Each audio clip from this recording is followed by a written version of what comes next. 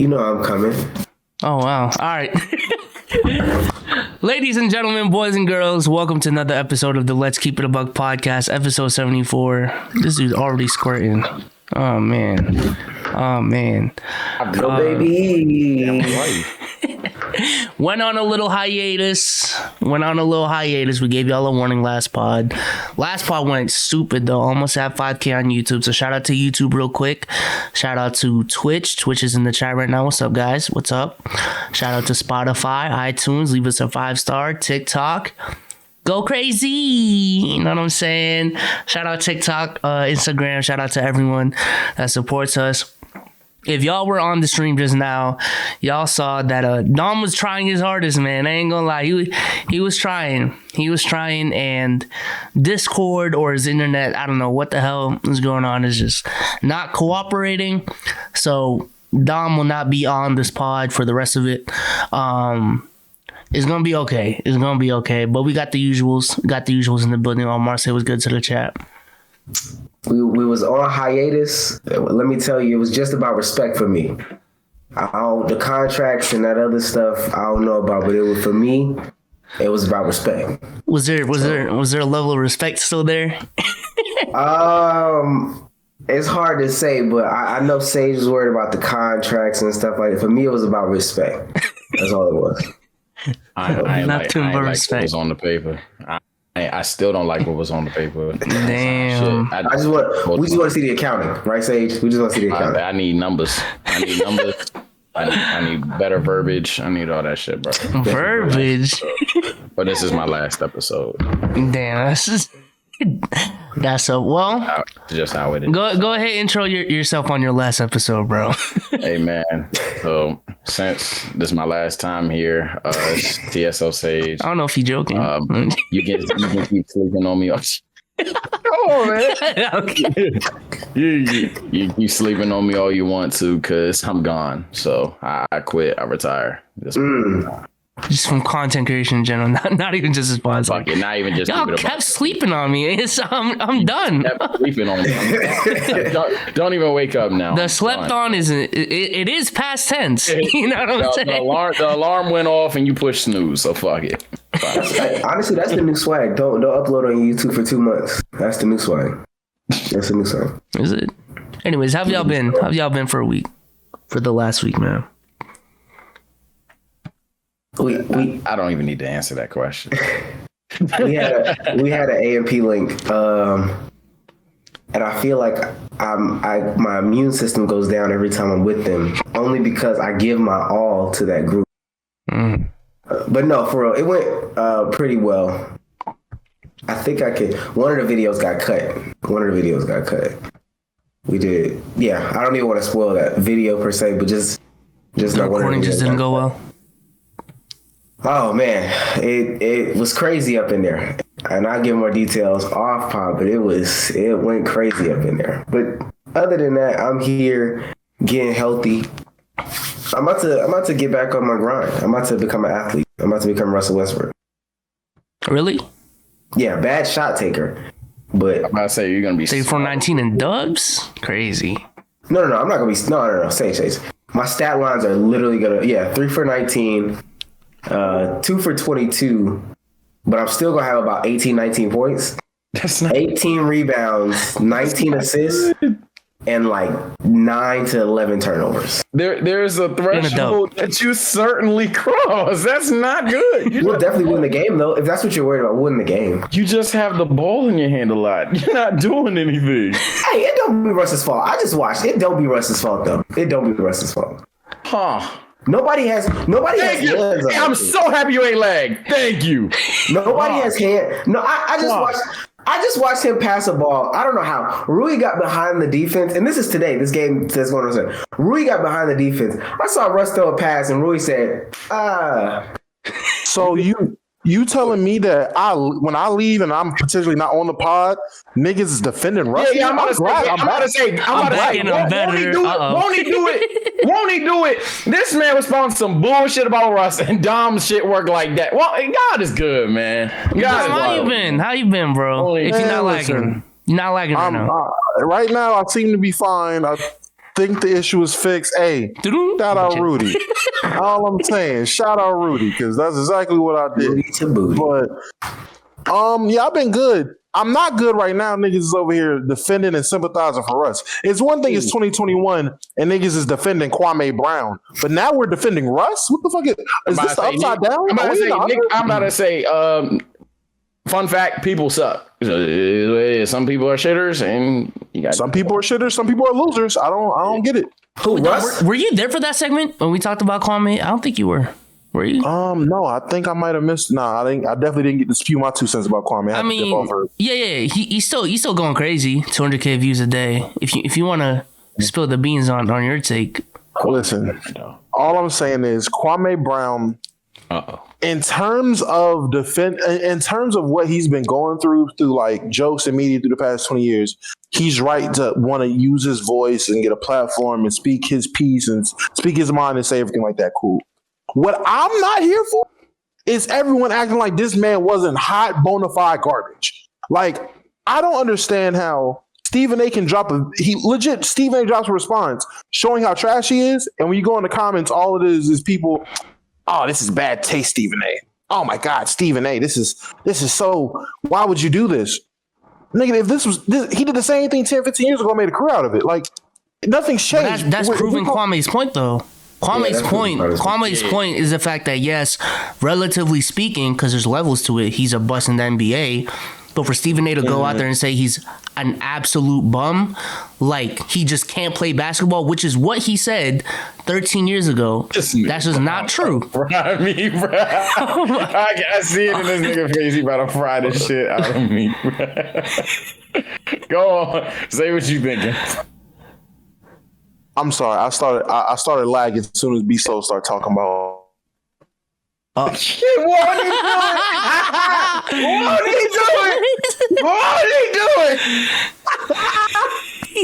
doing? Yeah.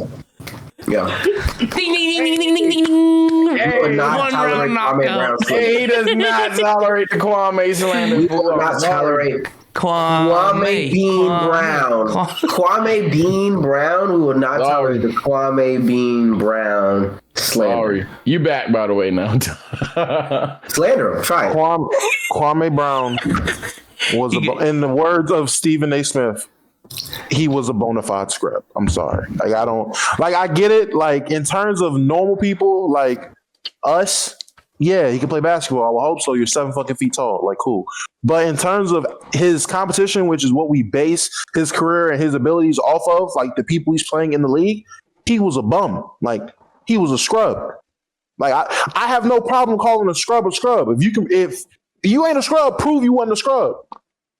My whole take, like I said on last pod, is I agree with the notion they weren't that good. I do still want to hear how he thinks his shit turned out. But his whole thing is, bro, you calling me a bum at basketball and you're a whole ill individual. My take remains that, people just talk about Kwame's basketball ability when half the shit don't. When that's not even what the subject is, if that makes sense. I think. Well, I mean, but it stemmed from that though. Like that's where it's tricky. Like everything stemmed from them talking about Kwame on the court though. All right, so yeah, he missed it. So I don't know if it was me or Omar that had the example, but let me put it to you like this. Let's say on Keep It a Buck, we just never go on each other's channels. Like that's our pack thing. We just never critique anything any of us do. And then one day I wake up and I'm like, this nigga Bezos makes L content or some shit, and Omar just laughs him off, and you laugh him off and shit. And then Bezos proceeds to go on Instagram Live and call TSO a bitch for 5 minutes straight. I would have to be, in terms of a third eye view, it had to be like, well, we did say we would not make fun of Bezos' content, even if Bezos had the worst videos of all time. Mm-hmm. So that's the whole narrative, is that in the NBA there's a pact with players. It's a brotherhood type shit. Yeah, it's like a brotherhood type shit. And what's that shit name? All the Smoke. That's what they all say. They say it, but these niggas, I mean, at least amongst active players? I mean, I'm about to say that's the thing among active players, but and that's the point though. All the Smoke is supposed to be a welcoming thing for past players, and with Kwame, they're just like, LOL, you suck. I mean, also with the All the Smoke clip, and I watched it. They weren't even talking about Kwame. Like Jeannie was on the pod, and she was talking about Pau Gasol. The Pau Gasol trade. She was talking about the deal. She was talking about the Pau Gasol trade, and they were basically like, "Oh, that was basically a one-player trade." Yeah. Which, let's be honest, it really was a no-player trade because Javaris was trash too. Like, let's not act like Javaris was any fucking good. He was trash. They really got him for goddamn Marc Gasol. Like you got Pau Gasol for a second-round pick because Javaris is garbage. Kwame was garbage. All they said was it was really a one-player trade. Lean into the notion that Kwame's a bust, Kwame's trash, which, again, amongst active players, I can understand the brotherhood and let's not really crash on each other like careers and what we're doing on the court to an extent because still players take shots. James Harden and Giannis didn't give a fuck about no brotherhood when they was throwing shots back at each other. When Giannis was joking saying James don't pass, but James said, "Oh, you're 7 feet and all you do is dunk. That takes no skill." Don't sound like a fucking brotherhood to me.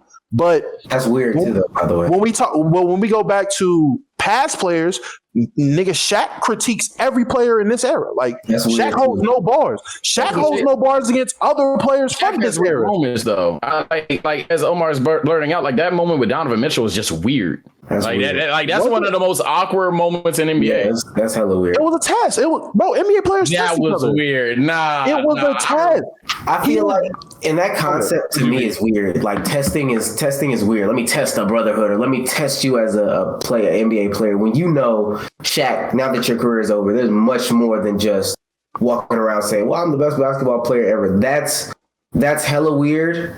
Especially since you have the rest of your life to go on. 1, 2, they were talking about Stephen A. Smith because Stephen A. did what he did in the past, and then Kwame made his rebuttal. And then in his rebuttal, he was saying, "But all Stephen A. has to hang on is my playing career." And then Stephen A. turns around and doubles down and just talks about Kwame's playing career yet again. That's 2 or 3. I don't know where I'm at. And all the smoke thing, I think it's more so about how they always talked about Kwame, not just in that clip. And then at 4, it started getting personal when people like Charlemagne started talking about his family and stuff like that. So, Charlemagne. I can feel that. Like the Charlemagne thing, I get that. The Charlemagne thing, I get. But again, I don't understand where the issue is with Stephen A. talking about him on the court when that's all this has been. Stephen A's always talked about him on the court. I mean, even though he's not playing anymore. I'm fine with what Stephen A. said. It's more so the fact that Kwame has the right to retaliate. That's fine. Like I said, he has every right to say what he has to say his piece and all that. I just don't get why, after 20 years of it being a universal, like, known thing, Kwame's a bust. Oh man, you don't want to be Kwame Brown. Like that was a notion in the NBA community. Like, oh man, Kwame's a bum. He comes out and says my feelings is hurt. Now it's like, oh, don't call him a bum. His feelings is hurt. Like, no, that I don't get. Like that's too PC for me. I'm sorry. Like I don't see what's wrong with that. Honestly, especially if he's never given the chance to speak his piece, and now this is his time to speak his piece. One, because like nobody's ever wanted to hear what he's had to say. You're right. But I just, again, I would love to know, especially since all the smoke is supposed to be this player friendly, I would love to hear Kwame Brown's case. Because from every little piece of thing that I've heard, like Michael literally destroyed his career. Michael destroyed his confidence when he was a rookie. Like, destroyed the confidence of a 17, 18-year-old who was plucked from the country in Georgia and moved to the city in Washington, D.C. when Washington was at his highest with Michael Jordan playing for the team. So, and then the next stop on his tour journey, his NBA journey, was playing with an angry Kobe Bryant. I would literally love to hear everything that Kwame Brown has to say, but all of the smoke just didn't create that environment that they claim to create for past players and current players. Kwame didn't want to go on the show. No, this is before that. They could have been extended. Hey, but now after we have the issue. Because that's what y'all are supposed to be there for. That's what y'all they're there for players that people are interested in, hearing from. I can guarantee you. From what Omar just said, that's really interesting. I feel like. But before, is it really interesting if we've all heard the stories and if this man doesn't want to talk about it? Listen, again, Kwame has not came out and said anything about it, and if he hasn't really shown an interest in saying nothing about it, and it's been 20 years, we made the bus jokes, whatever. If no one cared about Kwame Brown, which the nigga had damn near 1.5K subscribers on YouTube before he went on his Instagram calling them niggas all types of bitches and ending with nigga every sentence. Like, before he started being entertaining with it, niggas didn't care. So why would you invite somebody who's A, known as a bust in the NBA, B, hasn't spoke on anything and hasn't shown the initiative to want to speak on anything? Why would you bring him on your platform? Now that exact same reason, because he hasn't spoken. So we would love to hear like his perspective. But if he had, so give me examples of him reaching out or showing that he wanted to speak on it. I don't know, Dom. I can't speak on that. So Kwame to reach out. Listen, from what I've heard from Kwame, he's been quiet. He's ignored it. Like, I've been watching this shit from day one. Like, he's legit. For the 20 years, he just stayed quiet. He was like, fuck it. I don't want to deal with it. Let y'all talk. It's whatever. If that's his attitude from it, why am I going to force him to come and talk? Bezos, SDC took a step away from YouTube. He stopped doing whatever he did. No one knew what happened. Did we go and be like, hey, yo, Zach, bro, like, listen, man, I don't know what happened, but okay. I think that's a good point. But when we reached out to SDC, we didn't reach out when he had a viral video. We reached out because we wanted to hear his story, and we reached out because we had history with him. We had a power. Yeah, exactly. But Steven Jackson, you don't know if they're cool with Kwame. They were teammates. They were teammates, but they don't mean they were cool.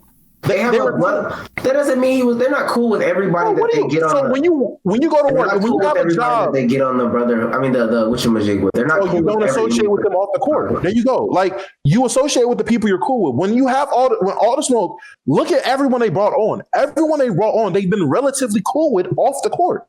Like, they've had some type of connection. It's always personal stories and innuendos and all that with the people they've had. They've never just had someone on where it was like, oh yeah, man, we don't know much about you. We just played you a couple times in 05. Like, it was I can't necessarily say that. But then also that speaks to them being. When you watch all the smoke? That speaks to them being media members if you can't do your research and interview just about anybody. So again, it shouldn't be on Kwame, to be quite honest with you. Like, if we're seriously talking about content creation and all that stuff from a podcast or interviews perspective, you should be able to reach out to people who you think would make interesting topics. If they didn't feel that way, that's fine. But it's also weird, like Kwame said, for y'all to just keep talking about me with this quote unquote brotherhood. Reach out to me. Ask me how I feel about this situation. I would have no problem, especially with the recent death of Kobe Bryant. Why would they not? Hey, Kwame, can you come on and tell us what it was like from that Kobe era right there? That would have been great conversation. You might as well get Smush Parker. That would also be Derek Fisher. That would also be great. That would also be great conversation. But Smush Parker had that conversation though. Like, people reached out to Smush because Smush shown that he wanted to have that conversation. Again, if you're someone who does not have a real presence, like, to get us, like, at the end of the day, all the smoke is worried about their numbers. They want to keep doing better. They want to look good. They want to do whatever they got to do. If you're someone who doesn't help that, why am I going to you to come on my show and talk? Like, if you haven't shown, why would Kwame Brown, the epitome, the definition, the title of what a bust is in sports, outside of like TJ Leaf, why would he not be able to pull numbers? Like, that's just. I'm about to say that pod would be interesting before he went viral on like whatever he's been doing lately. It would. Yes. Oh, okay. And again, maybe it's recency bias, but please tell me, when was the last time you fucking thought of Kwame Brown outside of calling someone a bust? When was the last time you was like, I want to hear Kwame Brown's story? Think about him though. It's about like, okay, out of nowhere, Kwame Brown is here to discuss why he believes he's a bust. Does he himself think he's the worst player? How much money was cost through the media? Because that's really why he goes on Stephen A. Stephen A. probably cost him millions upon millions of dollars. Like stuff like that. You don't need hype for that. That's just all this shit sounds cute right now. That Kwame, all this shit sounds cute now that Kwame has come out and voiced his concerns. We know we have kind of like a voice behind what's going on. So now it's like, yo, he should have got his chance to come out and this, that. It sounds cute now. But a month ago, no one fucking cared about Kwame Brown. Like, no one did. And with this media shit, it's a popularity contest. It's still who's popular or who you're cool with. Again, all the smoke. They're not real content creators. Watch all the smoke, bro. They're not real content creators. Do you watch all the smoke, Omar? They are not real content creators. Do you watch all the smoke? I've seen a couple of all the smoke. Okay, well, let me tell you from someone who's been watching all the smoke since day one. The people they bring on are friends, people they are cool with, people that the people want to see. If you don't fit those three, why am I bringing you on my show? They are not real content. It doesn't matter. It's their show. Right, I get that. The Kobe stories after Kobe's death would have been interesting. I know you might not think that they are. But they had Kobe on. I get it from a different perspective. I think we're like going in circles in the sense of Omar's point, and to a somewhat different degree, my whole point is Kwame didn't have interest. You're correct. Honestly, I don't care. I don't care about him right now. Like, Kwame, don't call me a bitch ass motherfucker and all that shit. Chill. But like, I just don't care right now, let alone did I a month ago. But the whole narrative is that Kwame on the title, like if you just do the episode off rip, that would be something interesting. You're like, huh? If Kwame had the platform, just was given a platform to explain how he was a bust or something, that's something that would draw people in rather than it having to be someone that would a topic that was trending. All right, bet, bring Kwame to the show. But also, I'm looking at the guests that they've had. There are a couple guests that I'm like, I'd rather see Kwame on the show. Let me bring him up. Hold on. I just had him on. And why you do that, Bezos? Hey, I want to look at this camera and say, yo, Anthony Bennett. Hey, man, if you ever need a platform to talk about your career, man, we want you, bro. Like, Anthony Bennett. Hey, bro, come talk about what's wrong with your career, bro. Like Kwame. That's actually my next point. Because Kwame is big. Who the fuck is Jim Gray? Do y'all know who Jim Gray is? Jim Gray? Sounds like an episode Kwame could have been on. He was on the pod, episode 61. Episode 61. Okay, but who's Jim Gray to them, though? I don't know. If it's content creation, if it's a business, I'd rather have Kwame on. Okay, what were the three I said, Bezos? If Jim Gray is someone who they're cool with, regardless of whether we know him or not, if they're cool with Jim Gray, they want Jim Gray on the show. It's their show. Again, the title. I mean, it's a bad business. That's one episode after 1,000. Like, the title of this could be literally how to not be a bust and Kobe stories, and that's right there. That's a million. At least 500K. At least 500. There's no way that doesn't draw. Bro, everyone is saying this now that Kwame has stirred up all this commotion and he's bringing in all these numbers. So now it's like, yo, it makes so much sense. 2 months ago, you know what? Kwame Brown talking about why he's a listen. 2 months ago, hold on. 2 months ago, yes, I agree. Niggas would have watched it because niggas want to hear Kwame Brown talk about why he's a bust because he's such a big joke. I agree that episode would have done numbers. I'm not gonna say that wouldn't have done numbers. What I am saying strictly, if Kwame has not shown initiative to talk, Kwame's not cool with these niggas not cool with Kwame, why extend the olive branch to this nigga? Because that's not how it works. That's not how it works. That's how it works. That's exactly how it works. Actually, I got an answer for that because they stay talking about him though. So like, if you're gonna keep talking about him, the common courtesy you can do is at least be like, how many times we talked about him, Sage? They've talked about him through Twitter clips alone, at least on 3 different occasions. 3 different occasions. At least, and let me ask, way more than that. And any of these occasions, are you talking about the team he played for, or are we talking about niggas that suck? We're talking about random topics, and then Kwame's name brought up, and like what? Because niggas said the Jenny Bus thing was random. It wasn't random. He was involved in a trade. They made a joke saying, "Oh, that was one person trade because Kwame is a bum." But if you give me the clips, and if it's literally we're talking about bad players, we're talking about bust, or we're talking about teams Kwame played for, and these guys play with Kwame, but I can see why they make so every time the mid-2000s Lakers are brought up, it's just, okay, we can bring up Kwame. Kwame's a bum. Yes, Kwame's a bum. That's weird. Every time you talk about the mid-2000s Lakers, you're just going to bring him up? That's weird behavior. Every time you talk about the team that he played for, yeah, I'm gonna call him a bum. But that didn't even address my point though. If you randomly are bringing up Kwame Brown, or even you're just bringing him up subject based, whatever, if you're using his name for several times for a joke or something for your platform, by all means, be like, yo, Kwame, if you ever got some shit to say, come on to the pod or something like that. Bro, it's one thing if we sit here talking about football or we talking about politics. And niggas be like, yeah, man, that president's just about as worse as Kwame Brown's shooting ability. That's random. That's what random is. That's randomly bringing Kwame into the situation when he has absolutely nothing to do with what we're talking about. But if we are talking about literally, if we're talking about teams he's played, if we're talking about a team that he played for, it makes perfect sense to be like, yeah, if you're talking about that team, we can obviously know that nigga Kwame wasn't on that team because he was trash. That's not random. He played for that team. If we're talking about trade Kwame Brown's involved in, it's not random to bring up it's a random joke, but it's not random to bring Kwame Brown into it. If he was a part of the trade. I agree. That's with what that, they've been doing. It would still be valid to be like, yo, by the way, we talking. You know what? That would be valid. But again, let's close this out. Let's close this out. We got a lot more to talk about. I got you. But I just want to say this. It makes perfect sense to do that.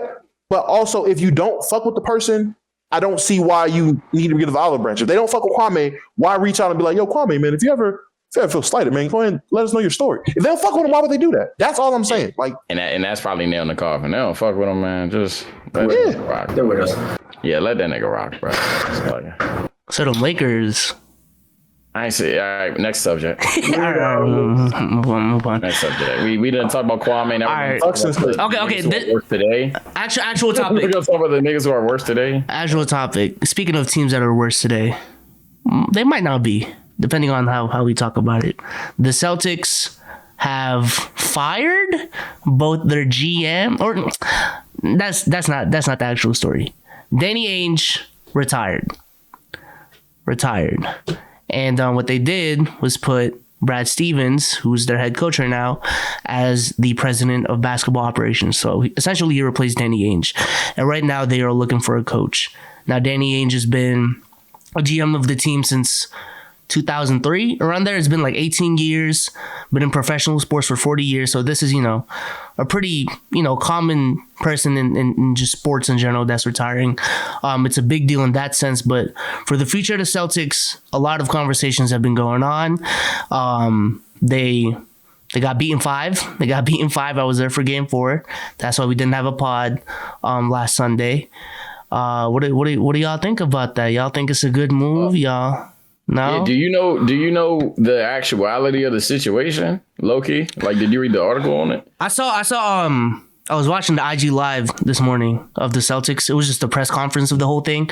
And essentially Danny just said he's kind of like worn down from being a GM. Like it wasn't as fun anymore. All right, yeah. And like he said in 2018 or 2019, those playoffs, he started to have some health complications. So now is the time to. Yeah, that's bullshit. That's bullshit. Let me tell you what happened. So there's an article out there. My boy read it while we was just on the phone talking shit. Danny retired. He read the article, everything to me. I wish he sent me the link. Long story short, what happened was Kyrie did the Kyrie thing. Kyrie stepping on the jump, and Danny Ainge just like loves this animated cartoon, loves it to death. Kissed it before every game. Obviously GM, the yada yada. He just loves the thing to death, like insanely. So he goes to the Celtics locker room and he's like, "Yo, y'all gotta get your boy." And the Celtics are like, "Why?" And he just couldn't comprehend his mental RAM crash. He could not comprehend. That actually happened? He could not comprehend the Celtics. Oh, that was fake? My boy is an idiot. Never mind. I'm about to say, my boy read that shit to me. So if that was fake, pardon me. But if that, all right, bet. Sage is fake news, y'all. Nah, my boy, my boy. I was hype. I was hey, let me continue the fake story though. So the fake story, Auntie and shit. What fan fiction you read, bro? Let's run with it. The fake story lit as fuck then. Hey, my fault. But basically the fake story go, okay, because all of that happened, Danny was just like, yeah, I don't know how niggas think, bro. I don't know how new generation players think, and I'm gone. My boy and my boy played imposter, chat. That's great. He read that shit to me on the phone. That being said, Danny Ainge is a racist.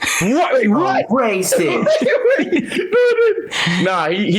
My boy usually resourceful though. That's crazy. There have been some conversations today about white privilege and how Brad Stevens was given that role because of white privilege. Do y'all think that's the reason, or it's more so like he's the qualified person to do it? Let's talk about it. She was quiet. It's conservative Dom. It's so easy for these people to fail upward. Brad Stevens has been underwhelming. Let's say that as a coach. I would say he's an okay coach. He's been underwhelming.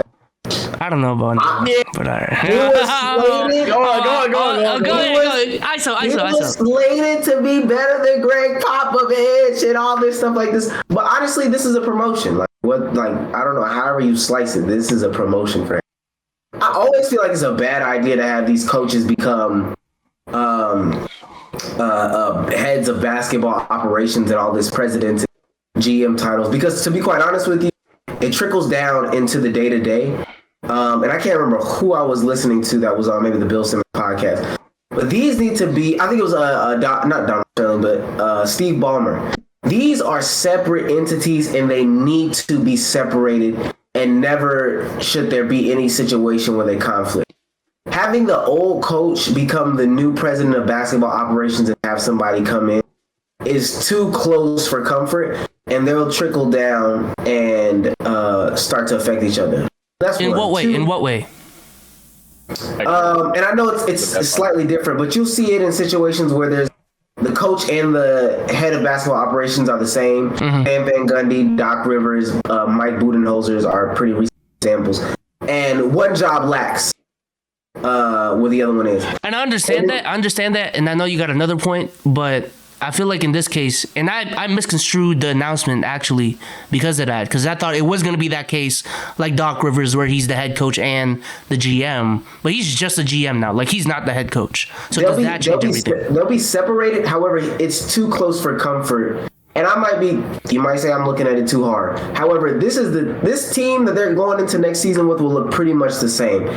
If you don't think that he'll have any influence on the day-to-day workings and like basically the on-court workings of how they're ran from an offensive perspective, then you'll be wrong. I guarantee you it'll be similar to like when Phil Jackson was in New York and Jeff Hornacek was the coach, when really Phil was forcing the triangle into the Two, he hasn't even proved himself to be like some stellar head coach. There's not even years up under his belt. He had the Purdue stint or whatever. Then he had this short NBA stint. And I'm talking about short in the grand scheme of things when people are NBA coaches for years upon years. And now all of a sudden you're GM of a basketball organization, supposed to be one of the most fabled in the league. Man, get this clown out of here. I was itching to talk, but I let Dom go first because no. Sage, go ahead. Go ahead, Sage. All I was say, and I'm gonna keep it short because I really do want to hear what Dom guys say, is one, the narrative of Brad Stevens not accomplishing anything. I ain't gonna lie. He put it this way: they promoted Brad because you can't fire Brad. If Brad Stevens got fired, he coached the Kings in 5 minutes. Like Brad Stevens would have got a job like that. He's certainly at worst a top 10 coach. He's at bare minimum a great team builder. It's just he hasn't shown. He's not a championship level coach. That's all it is. He hasn't shown either to get you there. Even if you don't want to say he has. I don't even know if he doesn't even have what it takes to win a championship. I think he doesn't have what it takes to win a championship with this roster. I think this roster gave up on him. I think this roster's done with him, which leads me to the thing that I said. That's something I buy from Omar, what he said. I ain't gonna lie, I don't like him getting promoted on one condition, that if anything goes wrong, is they're gonna turn to Brad and be like, yeah, man, you're solo squatting Jason Tatum's career. Other than that, I just want to hear what Dom got. But before Dom speaks, Bezos, how do you feel about Brad Stevens as a coach? Yeah, how do you feel about him as a coach? As a coach, I feel like when the Greg Popovich comparisons came around, and when people were like, if you were to draft a team, would you rather, have the best player in the league or Brad Stevens? Yeah. When those comparisons came around, that's when, all right, it's getting a little bit overrated. But as a coach and his abilities, he's been great. He's been great. I ain't gonna lie. And I've said this on multiple videos on this pod as well. He's a great coach, but in terms of just taking you to that next level, being a championship guy, I don't think he's that guy. He's the guy that set the culture of, mid 2010s Boston Celtics basketball, but he's just not the guy that's going to take us to that next level. Kind of like Mark Jackson with the Warriors. Like, he set the culture. He was the one that opened the eyes to Curry, to Clay, and all that. But Kerr was the one that came in and let's take you to the next level. That's what I feel about Brad Stevens. 2018 is overlooked. That's all I'm gonna say. 2018 is crazy. I just saw them fail last year because of Brad Stevens. Go ahead, brother. All right, go ahead, Dom. You made stank faces for like 5 minutes. You got me. I thought he was lagging the whole time. I just what is Pat Riley's role with the Heat? What is his job? He's the what? The czar, the wizard. Is he the GM? He's at least the GM. Yeah, he's like the spirit. I know he ain't the owner. So nigga the GM. No. All right. Go ahead. Is Rick Carlisle just the coach of the Mavs, or do they have him as the coach and GM? I didn't even know he's he GM. I'm not sure about Rick Carlisle. I know Greg Popovich is coaching. I'm just trying to ask because I've never heard of like I've never heard like the Mavs GM like spot ever being like a problem. It might be. I'm just asking. Like, he might be right. I'm asking this because with Brad Stevens, at least from what I've seen, he took a Celtics team from the moment he got there and he started to overachieve with that team. That team was supposed to tank and they weren't supposed to be that good when he first got there. Yep. He showed he was a good to great coach, overachieving. And unless I don't know what I'm talking about, I figured Danny Ainge is the one to handle trading, doing roster moves and all that, right? Like, did Brad have power in that? Probably had like, input. Danny Ainge was like, all right, based on how you coach the team. Yeah. Input and power are two different things. You can have input, but if you ain't got no power, your input is like, it's just a voice. So if this man, Danny, finessed all those Nets picks, but never put this man, Brad Stevens, in a situation to really capitalize, except for when he had Kyrie and Gordon Hayward. And let's be honest, Gordon injured himself in the very first game and took himself out. Damn, he didn't. Kyrie got hurt. You know what I mean? Kyrie Irving got hurt twice in a row in the playoffs and then dipped. So I can't. It just seems real wild to be like, yeah, man, this nigga just couldn't do it. He just underachieved. He couldn't do it. Like, that is no. He literally had Jason Tatum as a rookie, and that team got to the conference finals. If you're telling me that was just because Tatum and Jaylen Brown, I don't know basketball. Brad Stevens is a wonderful. He's a great coach. I ain't gonna say wonderful. Thank you. He's a great coach. I'm not about to call him. You know what? I'm not even about to do the whole Mark Jackson thing because, in my opinion, Mark Jackson could have took that team over the hump. We just didn't get a chance to see it because he got fired way too early because of comments. Like, it wasn't even because he failed with the team. He legit got himself. He lost himself his job. Like, that's all that was. Steve Kerr came in and said, this guy right here, let's just start him. That's all that happened. Let's start him. Let's start him. Iggy go to the bench. As simple as that is, does Mark Jackson make that move? Does Mark Jackson? I mean, and that's a really big move. That is a big move, but it is unfair. I don't think it's fair for us to be like, would he have made the move? He created the team, and if he had Draymond, he loved Draymond. Draymond loved him. I'm pretty sure you go into another year. Maybe you went to another year and tried to do what he did previously, and then seen how hard Draymond worked, and he made the move himself. We don't know. We can't say because again, he lost himself the job because of comments, not because of how he coached the team, and was a disappointment. So Mark Jackson thing, like, but Chad is legit arguing. Chat talk about Dragon Ball right now. They're arguing about anime. Dragon Ball Super. Wow. Mark Cuban being a GM. Chat be chilling. They listen to a podcast. I feel it. I mean, we over here arguing about Kwame. They talking about what's better between One Piece and DBZ. I don't think they're listening. But Dragon Ball GT in 2020. Yeah, it's crazy. But my thing with the Celtics is I have no problem with Brad Stevens. I don't think it's white privilege or whatever the fuck that is. Brad Stevens legit was a good to great coach, established the culture, and legit has his own imprint in what the Celtics is now. I think it's very fair for him to get this job, seeing how he had no power in creating the rosters. He had input and be like, yo, I would prefer this player, or, I coach Gordon and we might be able to get Gordon.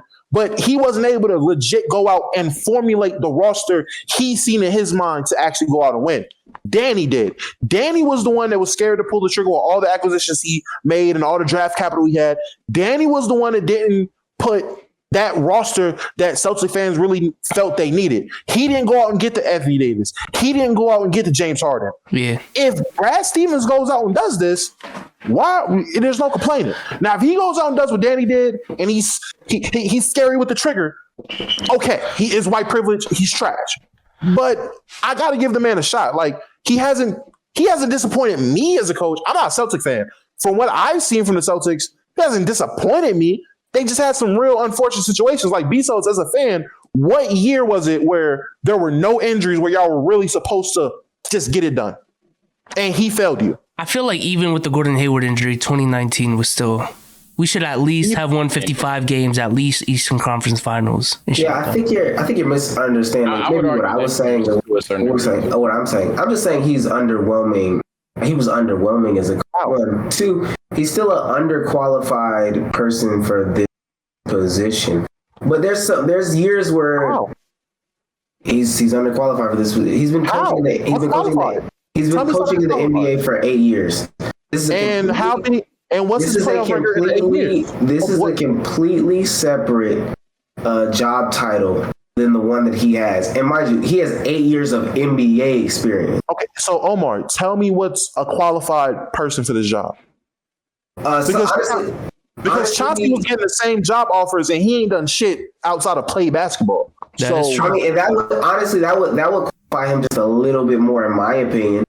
Having years of NBA experience is much different than being a coach for. I don't think you know about Brad Stevens' career. Like he was a head coach at Baylor for 6 years, and then an NBA coach for 8, and now you're a GM for one of the big teams in the league. Like honestly, the top 4 big teams in the league. Am I wrong on that? Easy. And he's constantly got this team to the playoffs. He's got to one or multiple conference finals, and he's had plenty of players emerge as stars under his system. Who's more qualified? Again, listening to different GMs, head coaches, and owners of teams. These are 2 completely different jobs, and it's not just one that you can just throw someone like even a head coach into the position of. It's someone that has to be truly vetted. 8 years, in my opinion, just isn't enough. And honestly, to be quite honest with you, it'll fail. And I'm calling it right here, June 2nd, 2021. This will fail because he's just not qualified. But you're not telling me what qualified is. You're not giving me an example. You're not giving me a person. Decades. So who? Give me a person. Who should they have hired then? Who should have got the job? Mark Jackson? Like who should have got the job? To be honest with you, Udonis Haslem would be a fine person. James Jones. Hey, honestly, I feel like with Brad Stevens, some kid out there that you could consider Masai. They could have got Masai, but if you don't feel like those are better, Masai is fine. But nigga, Masai is hard, isn't he? I thought Masai already had a job. Masai is coming out of there this year, I think. Oh, he is? Yeah. Oh. Mind you, this is the other strange thing about this whole situation to me. They made 3 decisions in the same day. All this happened in the same day. Danny Ainge retired. The day after they lose.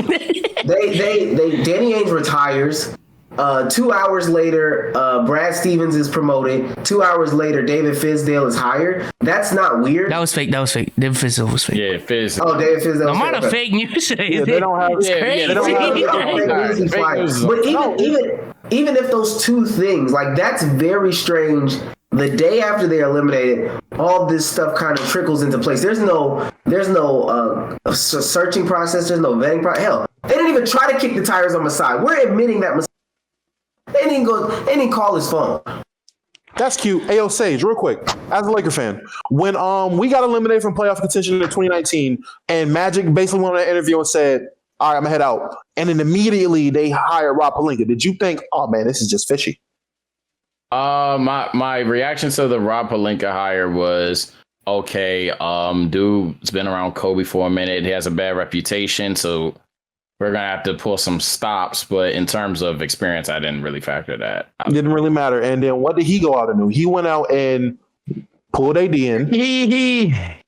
And put pieces around us the first year, which got us. But the thing is, though, I don't know if the ends justify the means there. I give you that. That's a very solid point. But I don't know if the ends justify the mean with Brad, because with Brad, it's weird giving him props in the sense of there's some things that, yeah, he's not perfect. You're not implying he's perfect, but there's some things that's just no shit, Sherlock. Like that team It's not supposed to be an average defense. That team is not supposed to be bottom of pace. That team's average age is 25. If you factor everyone that's worn that jersey this season, average age is 25. How are they the ninth slowest team in the league? That doesn't make sense. Tatum, Brown, Smart alone, that's a top 10 defense. I don't care. Yeah, two 25 point per game scorers, bro. Yeah, two How you middle of the pack game offense, scores. bro? There's no way. There's no way. So, but he's not underwhelming. He's not this fabled prodigy. That's why I said top 10, not top 5. But at the same time, and I got to keep the same energy, he's going to get hired the second he was fired. And I think that's why they promoted him personally, because they knew damn well you can't let Brad walk. So they was just like, fuck it. I also feel like Danny Ainge didn't really retire. You said what? You just didn't want to get fired. Yeah, he didn't want to get fired, but I don't think he retired. I feel like with the Celtics, when it comes to making transactions with other teams in the league, no one trusts Danny Ainge anymore. Let me clear my throat. Holy shit. Are you good? No one trusts Danny Ainge anymore. So they were like, all right, we can't make transactions. And especially with, the history with the Celtics, the moves he's made regarding injuries, it's just no one trusts Danny Ainge anymore. So just from that aspect alone, if you can't make trades, if people aren't signing to your team because of who's, calling the shots, that alone is cause for Danny Ainge to be fired, I feel like.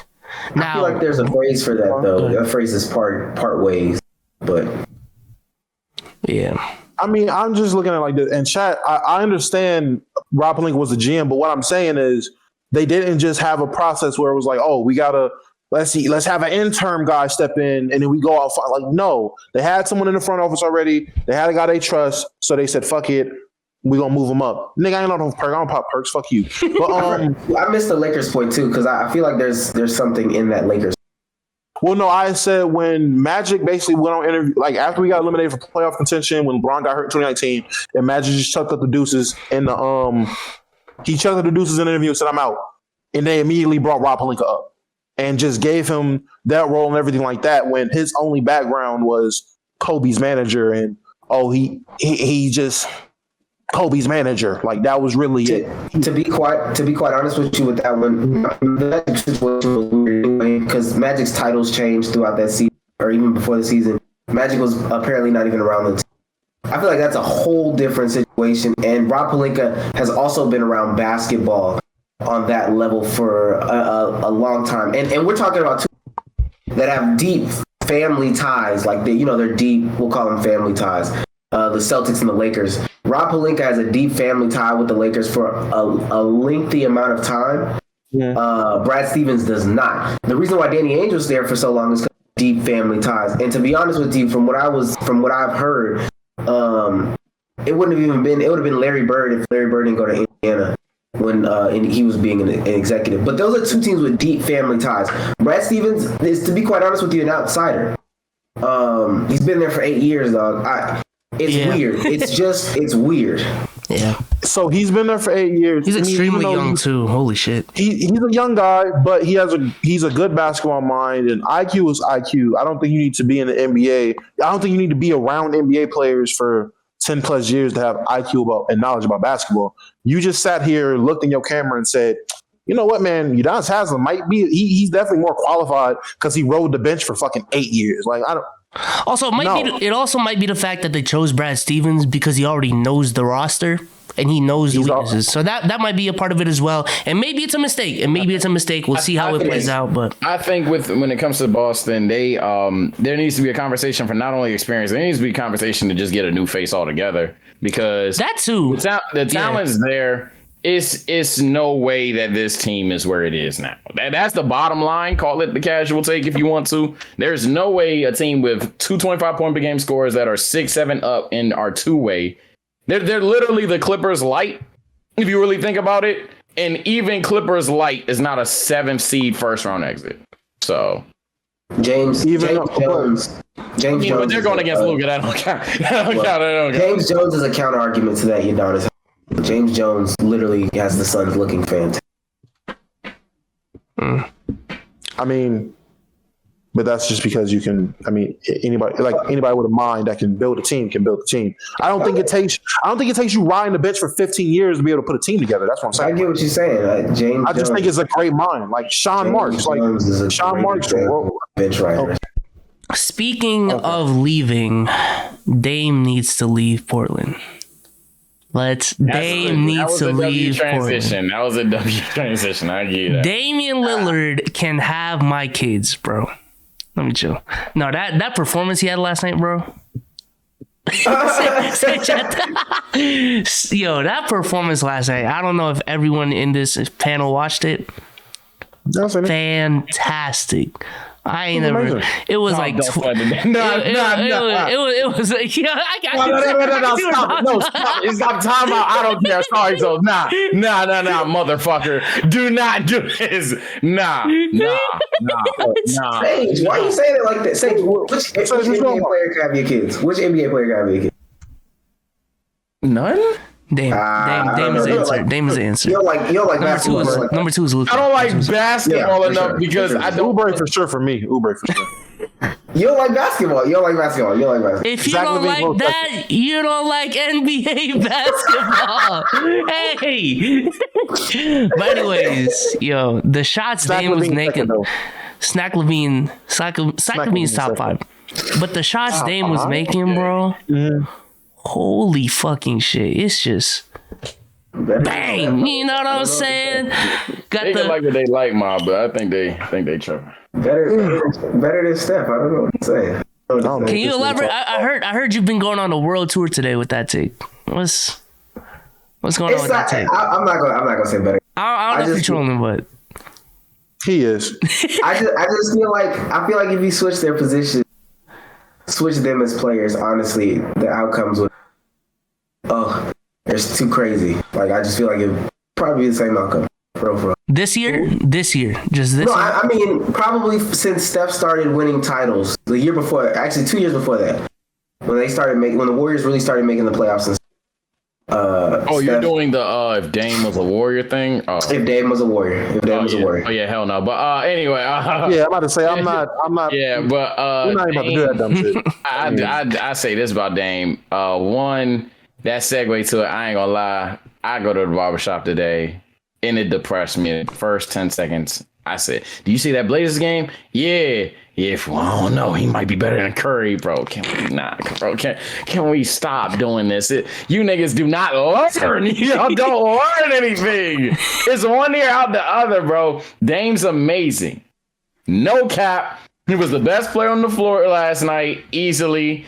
Shout out Jokic. You got outplayed. The only reason they lost is honestly. He's important. Everyone else, oh my God, he got the coach going against him. He got the crime partner that really is doing a crime. I can't even talk. They don't work. Robert Covington can't dunk the ball. He doesn't play this elite defense. He missed like 2 putbacks, bro. It was so annoying. 2 dunks between fourth quarter and double overtime that would have both won the game. I guarantee you those dunks go down, they win that game. It's depressing. I'm not gonna hold you. Just watching Damian Lillard kick out the guys like Norman Powell, who he was good last game, but he missed some crucial shots down the stretch. Get out. And I ain't gonna lie though.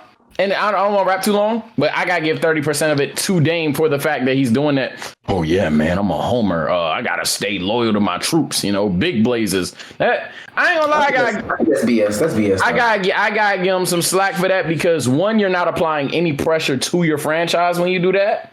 And two, more importantly, dude, Dame's supposed to be talked about, whether it's true or not. Dame's supposed to be talked about like a top 7-8 player. Dame's in New York. People are jazzing Dame to the next level type shit. Dame could be in a better market. Dame could be on a better team. But instead he wants to borderline rot his career in Portland just to prove something, which I suppose if he pulled it off would be amazing, but he'd have one championship. It still wouldn't benefit his legacy. I think Sage brings up a good point, and I think that's a bigger topic we can talk about, is that we always hear about these like free Kawhi, because Kawhi has no help on the Clippers at times.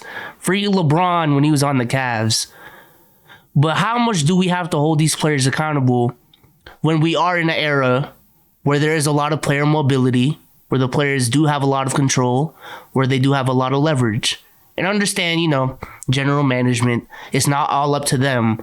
But to what degree do we hold these players accountable for the moves that they make? Especially with LeBron in Cleveland. Like, there was a lot of LeBron didn't have help. I get that when you watch the games. But let's be honest, he did have a lot of control when it came to those transactions as well. So it's situational. Because like Kawhi's one, he made his bed and he has. I just think when it's his time to, he'll definitely. It won't be a Kawhi thing. Dame is choosing to stay. I'm crossing my fingers and hoping that he'll make the. I just cut out. Yeah. I hope that he makes the decision to leave, but honestly, at this point, I'm shrugging my head. He's a better Kemba Walker in Charlotte. He's a better Kemba Walker. That's pretty accurate. I don't know what else to say. Like, it doesn't do it. Not that it does something for me. Last night was but it's like, I know you're eventually. And you can put up next year and the year after. You can put up great numbers, but ultimately, like, it's not going to mean anything. And last night showcased it because he dropped 55, made and lost. Peters and what you gotta say, bro? You don't think it was? What you think about that performance, bro? Listen, it was amazing. It was great. He hit crazy shots, but the nigga's a loser. I'm not about to, like, I'm not getting off my hill. Like, bro, he's not a number one. Like, I don't give a fuck. Like, he's not a number one. You can drop 55. Oh, you did bring that up. When you talk about, like, these players having great performances, they're like, it's all for nothing if they lost. You think that performance was for nothing? Bro, he legit went out there, hit a turnaround step back three in a nigga's face, had all servers out there saying, thank God, he missing shots. And you lost. Don't mean shit. It don't matter. I can't. But that's such a hindsight take, bro. Like, in the moment, what you want him to do? I can't hold you. No, don't get me wrong. In the moment, I want you to do what Dame did. You really, really, really have to play your heart out. I want you to give a great performance. But I want you to win. Like, I want you to do the performance and win. If you're this homer, listen, Portland is Dame. Like, you don't say Trailblazers and you think Dame 8 times and then you think Melo with braids now. Because it's nothing but Dame over there. There is no situation where you're like, you know what? This nigga CJ should be the one ending the game when I got fucking 55 and I just kept us in this game for 2 overtimes. I can't buy that one. You can't buy that one? I can't buy that one because on that play, first of all, Kobe passed it at times. Jordan passed it at times. CJ was the smack wide open. MPJ made a hustle play, and CJ made a dumbass mistake that a veteran. The right basketball play, right? Yeah. Like there's zero way I can hold him any accountable for that because in the grand scheme of things, CJ had an open three, it got blundered. Then he had an open layup, and he sold that himself. I can agree that I don't agree. I agree that Dame isn't the number one. Sorry if I stutter around. I don't think Dame is the number one. However, the notion that he's somehow in chat saying a clutch loser or something like that. Clutch losers in concert. I think we're just trolling now because I'm not gonna hold you that it logically does not make sense. Clutch is a matter of elevation of play in late games to win the game, but then you're calling him a loser. By definition, that's a contradiction.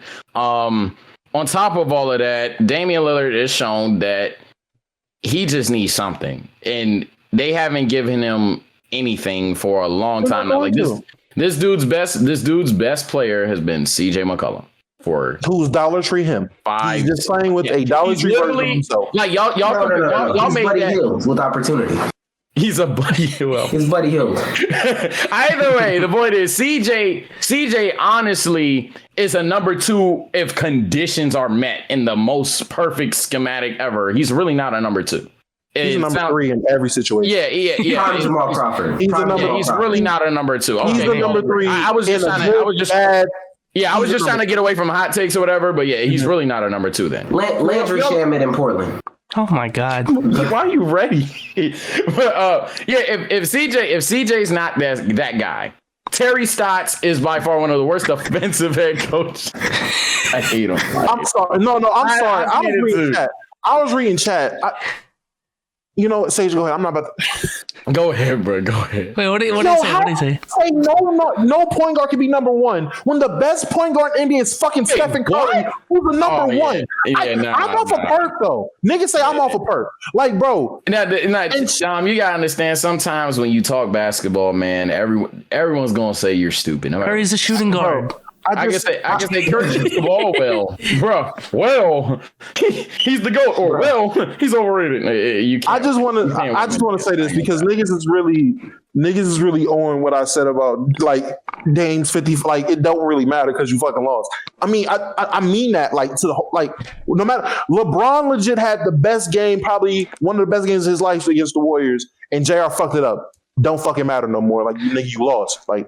It's useless. What did I call it, Bezos? It was a useless effort, my nigga. That nigga Dame put up one useless effort. I can't. Yeah, that's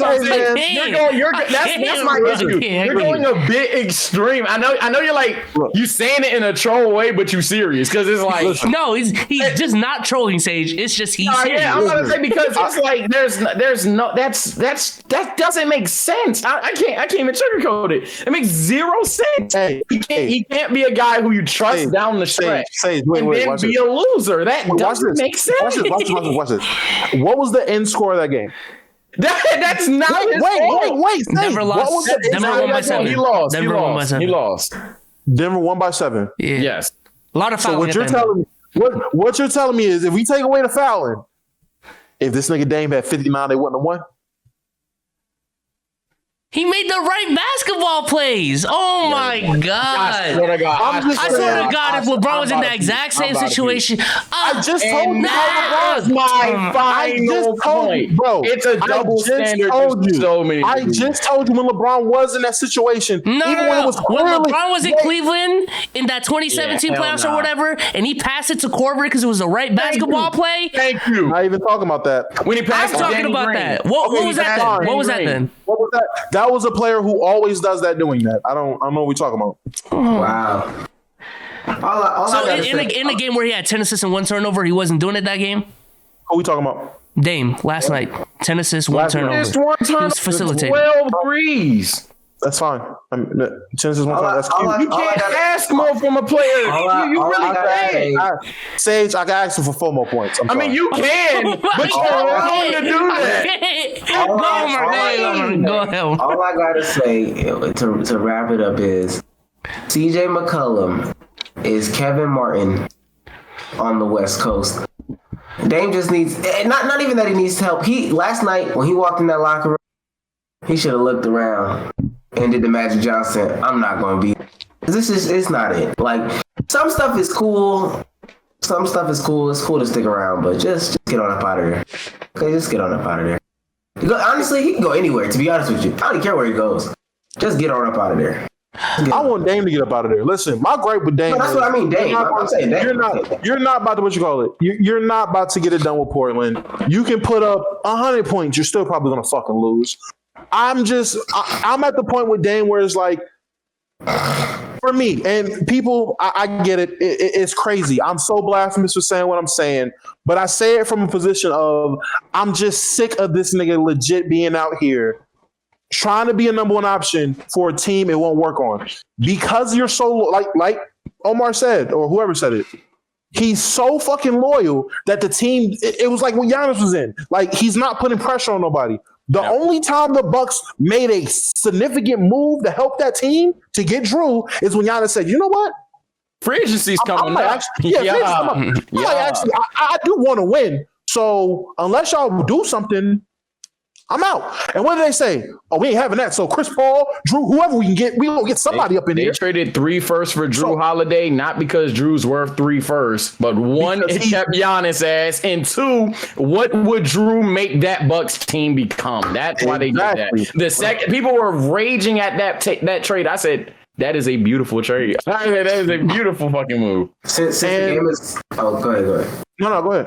I was gonna say since the game is over now. Shout out to Seth Curry for carrying the Sixers like he has to. Oh, they won? That's the better Curry brothers. That's the better Curry. Oh my God, they won by 17? The Wizards suck. Reset stat line. Shout out to Seth Curry, man. Because Ben Simmons wasn't going to get it done. Shout out to Seth Curry. Hold on, I'm pulling up. Ben Simmons was not. I want to talk Simmons so bad. Who was guarding Seth Curry? I don't think nobody, to be honest with you. I ain't see the game, so I wouldn't know. No. That was honestly. I seen some of the threes that Seth was taking. Seth Curry had 30 points. Yeah, Seth be looking like his brother sometimes. That's what I'm saying. I seen it. He was, I didn't watch the game no more, but look at the Ben Simmons had a 20-point triple-double. How many free throws? 19 point. Oh my! How many free throws did he take?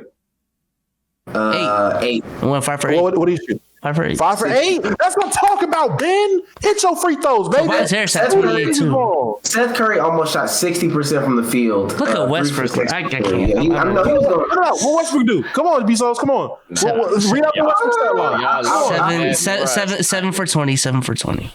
7 for 20, In 2 for 5 from 3. Shot 80% from the free throw line. 8 rebounds, 10 assists. I feel like I'm the definition of the middleman with Russ on the show. I feel like I'm literally the middleman like ass too. I'm not gonna lie. Because you got guys like Bezos who say he's underrated and he's just phenomenal in a sense, and we're just sleeping on him, and then he does shit like this. And you have Dom on the other hand, who just ignores anything Russ does good and just like, because I know this is what's going to happen. Like, listen, Russ can go in the season and legit drop a triple double every regular season game. He can get MVP. He can go out there and score for MVP. He can do all that shit. When the playoffs come around, Russ turns into this. Like he does, he has this type of performance. He might have 1 or 2 games where he plays out of his fucking mind. But for the most part, Russ is fucking Russ. He's Russell Bumbrook. He's a flop. He's Super Saiyan Dame when it comes to losing. That nigga don't know what a win is. I'm glad you said Dame. So what is Dame supposed to do with this team? If you told leave. Bro, but he can't leave tomorrow. Yes, we can't leave the next day. He should have been out 2 years ago. We agree, but right now he has the team to deal. The fact that he decided to stay. Listen, the fact that he decided to stay. Listen, the fact that he decides to stay warrants me talking shit like this because you're gonna do nothing but lose. They're not, like we said, but you're calling him a loser. Like you're implying that he is a losing player and he's not a losing talent. He is if Damian Lillard is on a successful team, it's arguable. I think you lose the argument that he could possibly be a number 1. I have him as a very, very, very strong. I think he can be a number 1. I ain't gonna lie. What team? What player? Who's his number 2? If a typical number 2, because typical number 2s are also underrated. Like people think of number 2s and think of Chris Middleton and stuff like that. Number 2s are typically another top 15-ish player. So like, for example, a Dame and PG backcourt. That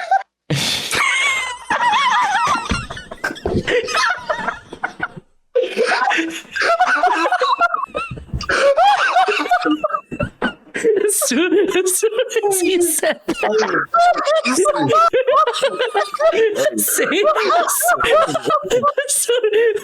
soon as he said that, Sage caught it. Yeah, this nigga tripping. You tripping. You didn't mean that. You wanted me to laugh. You gotta retry. Go ahead, bro. Run it back. Okay. This nigga funny. Okay. Yo, try again. Come on. Hey, all right. Here we go. Take two. Go ahead. It's for TikTok. His number 2 is Tatum. Tatum somehow. Tatum. You get what I mean. Dame. David playoff. Yo, next topic, bro. I can't even, man. It's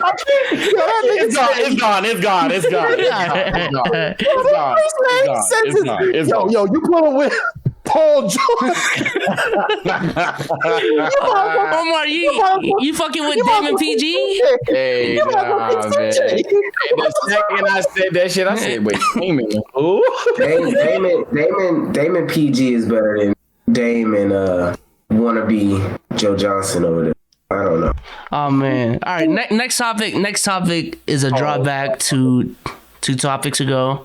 I want to go back to the Celtics because in Game 4 there was that whole stepping situation, bottles being thrown. So let me just recap it more nicely than that. After Game 4, when the Celtics got blown the fuck out, I left the game, and then Kyrie was dapping his teammates up. You know what I'm saying? Good game, good game. And after he stomped on the floor, shoved it. You know what I'm saying? Fuck you, Lucky. Goes back to the locker room. No, he didn't. That's how you feel. Conservative B-Souls? No, I'm just describing events. Okay. But it wasn't that bad though. I'm just capping. Okay. But he went back to the locker room. Going back to the locker room, a fan throws a water bottle at him. Come to find out, the guy goes to my college. So, so you was roommates with. Damn. No. Bezos comes out with this nigga, bro. So that's who study hall was with. That's who study hall was with for Bezos. You shared chicken nuggets with him. Nah. Fuck. And you probably was sharing witty banter. You probably said, "Hey, you Bezos from YouTube, right? You like basketball, yeah? Okay. Don't you hate that, Kyrie?" Okay. Whoa! I'm just asking. I just want to know if that's what he said to you. Because you got more insight than all of us. I don't know him. Okay. I don't know him. Rudy now has work to do. I did get recognized. Rudy does have work to do. Clip. Rudy, do your job. Oh my God. Anyways. Jesus Christ. So what did y'all think about that whole situation? All the reactions behind it. KG saying shit. Glenn Davis saying shit. Not Lucky the Leprechaun. One, Kevin Garnett, shut your bald-headed ass up. Because you've done so much more disrespectful shit. You said so much more disrespectful shit compared to... Now you do it now. Chat's on time, and you do have to. Yeah, you do. But you've done so much disrespectful stuff. Stomping on Lucky is what sets you off. Like, shut up. I didn't personally hear what Glenn said. I'm pretty sure he said something I don't agree with. Let me go. I ain't gonna lie to you. It's beyond the Kyrie thing for me right now. It's everything that's been happening in this playoffs. The spitting on Trey, popcorn at Bumbrook, fucking the bottle at Kyrie. Didn't a fan run on the court like last game? The Wizards game, whatever. Omar says that with 111 people. I said what? That's how you get 111 people in here. That's what we had 103 now. 89. Shit dropped now, but it's just people in general since the pandemic. I don't know if because we've been cooped up in the house for so long, like some people have been going so reckless on Twitter, they felt I'm bold enough to do this in real life now. But people are just so fucking stupid. I just wanted to go on record saying that. Like, people, please act right. Like, I know I've been caught saying like, oh, I'm gonna go to a Hornets game and give Jordan a piece of my mind. Not really. I'm not about to jeopardize my freedom and my great time just to cuss out some bald-headed nigga. But you don't, like, come on, bro. Like, we got to have more respect for these players in general. Kyrie Irving had a very distasteful experience with goddamn Boston. Bezos can definitely speak on that. Boston fans treated him like shit on his way out of Boston. Honestly, while he was in Boston, before he really wanted to way out, they was treating him like shit. So if he wants to go and stomp on the fucking, wipe his foot on the center court logo, because I seen the clip. It wasn't even like he fucking A-Town stomped it. He went, yeah. That's it. And they walked back. They cussed him out that whole game from shoot around to the end of the game. They cussed him out at a baseball game 2 days earlier. Let me read Glenn Davis what he wrote. I guess this was on Instagram. He said, "Real BS. Like I said, you step on Lucky, you step on everybody that played for that team. Keep that stuff basketball before somebody gets hurt in real life." Brother. Glenn, only thing you hurting is Kyrie refrigerator, bro. You're not about to do nothing to him, man. Hey, don't play with that boy. You is not one of them. Okay? Kyrie. It's weird because I feel like it's just because the logo is the actual person. If the logo is like the Oklahoma City Thunder, you stepped on the Thunder, the lightning bolts. You stepped on my boat. Yeah, I'm about to say, man, you stepped on Big Boat. Big Boat, like I don't know. It's weird. You stepped on the ball. You stepped on my ball. I don't have no comments. Let a nigga step on that Laker logo. I'm throwing a bottle into him. Stop. I don't have a comment on Glenn Davis and Kevin Garnett. They're clowns. That whole 08 Celtics team, as far as I'm concerned, are. I ain't gonna lie. A bunch of clowns. There's nothing. But like Damo was saying, I don't even know if y'all some of the baseball clips, the baseball fans in baseball in the stands have been just fighting. It could be third inning and they just fighting, like seriously fighting. It was, I can't remember the game, but it was a serious brawl to where they had to pull the guy out like not on a stretcher, but like low key on a stretcher because they were just brawling bad. I guess it's because people have been cooped up because of the Rona or whatever. Petty crime is up across the nation. Shootings are starting to go back up. Shootings are starting to go back up. So it is dangerous. I will say, y'all be careful out there. People are just ready to do about anything.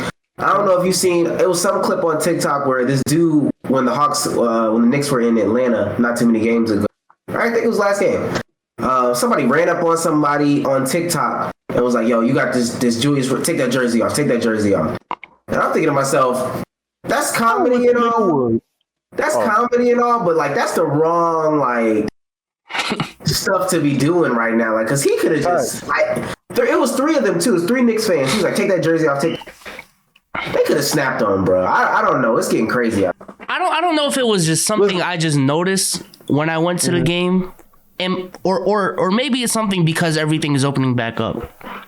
But when I was going to that game, every process of the way there, whether that be when I was on the train, on the bus, waiting for a burger, on the bus back, it just seemed like there were people having conversations with people and like speaking so loud that they like people actually care about their conversations.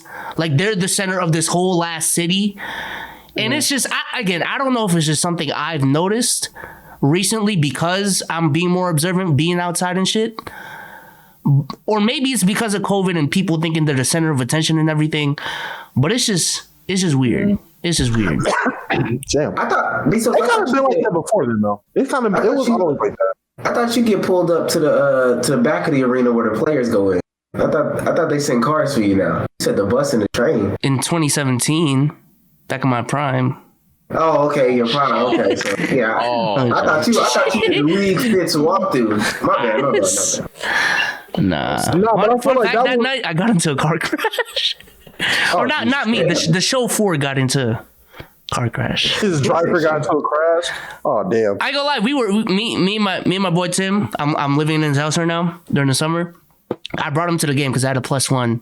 I ain't got no bitches back then, so I was like, "Yo, Tim, let's go to the game." Girlfriend? You only got one girlfriend. You ain't never had. Go ahead. Anyways, this dude's rude, man. This dude's rude. Yeah. Anyways, he got me there. I ain't gonna lie. I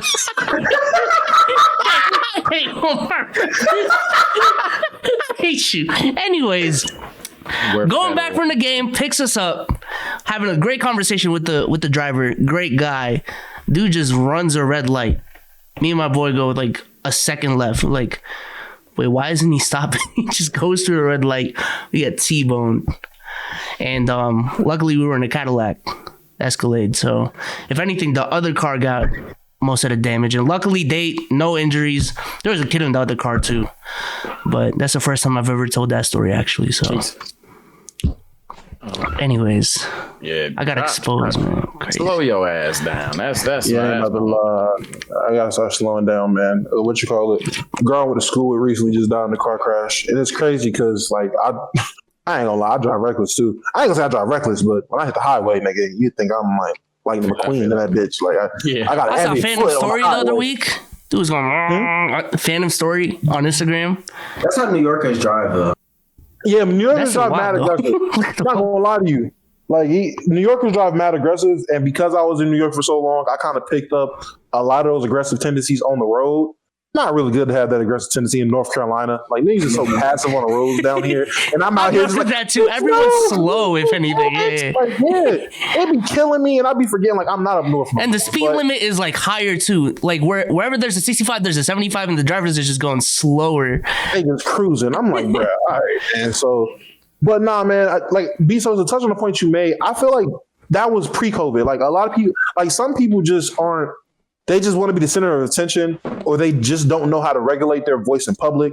So they just I don't know. That's something I've been noticed that since I was like in high school. Like that's always been a thing. I was like, bro, I don't care about your conversation right now. I don't think like 80% of this bus right now cares about your conversation. But like, shut the fuck up. It's whatever. Like, motherfuckers think they're. But if you comment on their conversation, why are you eavesdropping? You being nosy, blah blah blah. Bitch, you are legit talking with your phone on speaker, yelling on the bus. Like, what the fuck are you talking? Like, bitch, shut up. Like, what are we doing? Moral of the story is if you find yourself being one of those people, if you find yourself being one of those people that turn on notifications to dislike or to comment, you fell off on a tweet, et cetera, get help. Facts, bro. It's something, seriously. I know I'm trolling, but like, seriously, get help. It's something going on. You need attention by any means possible. Get help. I'm not even trolling. I'm being dead ass serious. You niggas do need help because I finally got my TikTok to go fucking viral again.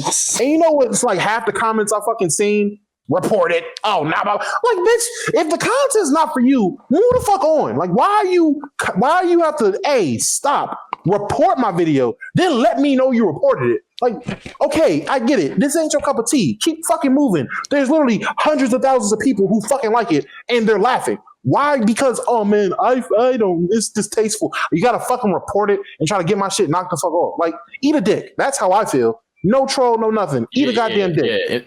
No, I wasn't trolling when I said get help. I was talking about my delivery. No, seriously. Get help. I'll say this to end this topic. Don't be that fan. Sports aren't that serious. I don't know who needs to hear that. I know we sit there and get spirited about debate stuff like sports are not that serious. To throw popcorn on an injured player, to spit on. I mean, all that is just mid-pandemic. Just spit on somebody. The spitting shit is. That's I don't care what you are, where you from.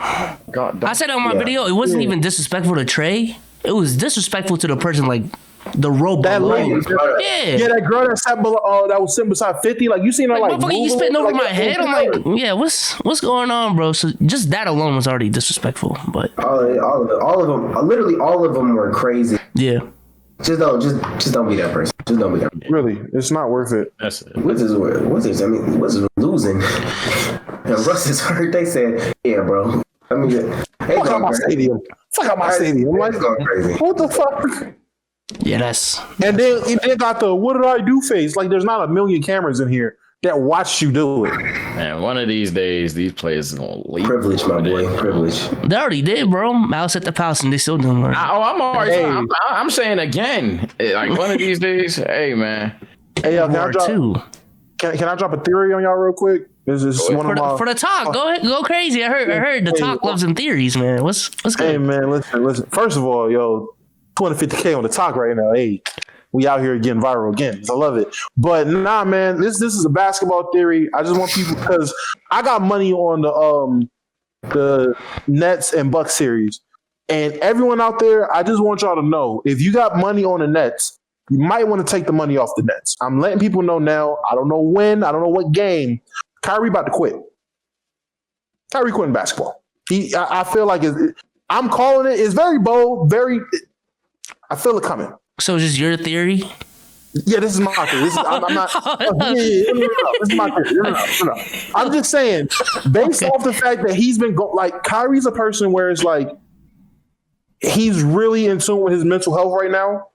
And in light of everything that's been going on involving him and the shit he's been going through, I honestly feel like this nigga has a bad experience during the game, like the Dennis Schroeder thing, or B, just has a bad game and niggas get the ragged on him too bad. But he already had that. Game 3, he was really bad. And the Celtics. I'm talking again. I'm saying in this series with the Bucks, if he has a bad game, niggas get the ragged on him. I honestly feel like it might get to a point to where he'd be like, my mental health is more important than basketball.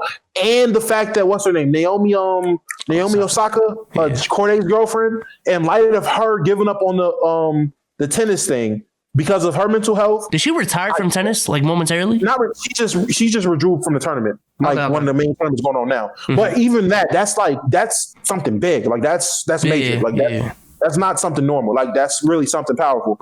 I feel like Kyrie would follow in the footsteps of doing that to prove a point.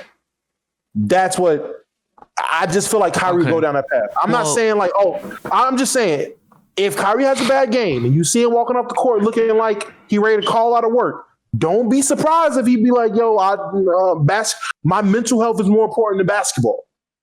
I'm just putting that out there for people first before it happens. And all right, Omar's shaking his head no, but I'm telling you, all right. I don't think it's gonna happen, but I mean, look, it's a crazy theory, but in light of everything going on, who Kyrie is and how important mental health is becoming to athletes in today's age, I definitely see it happen.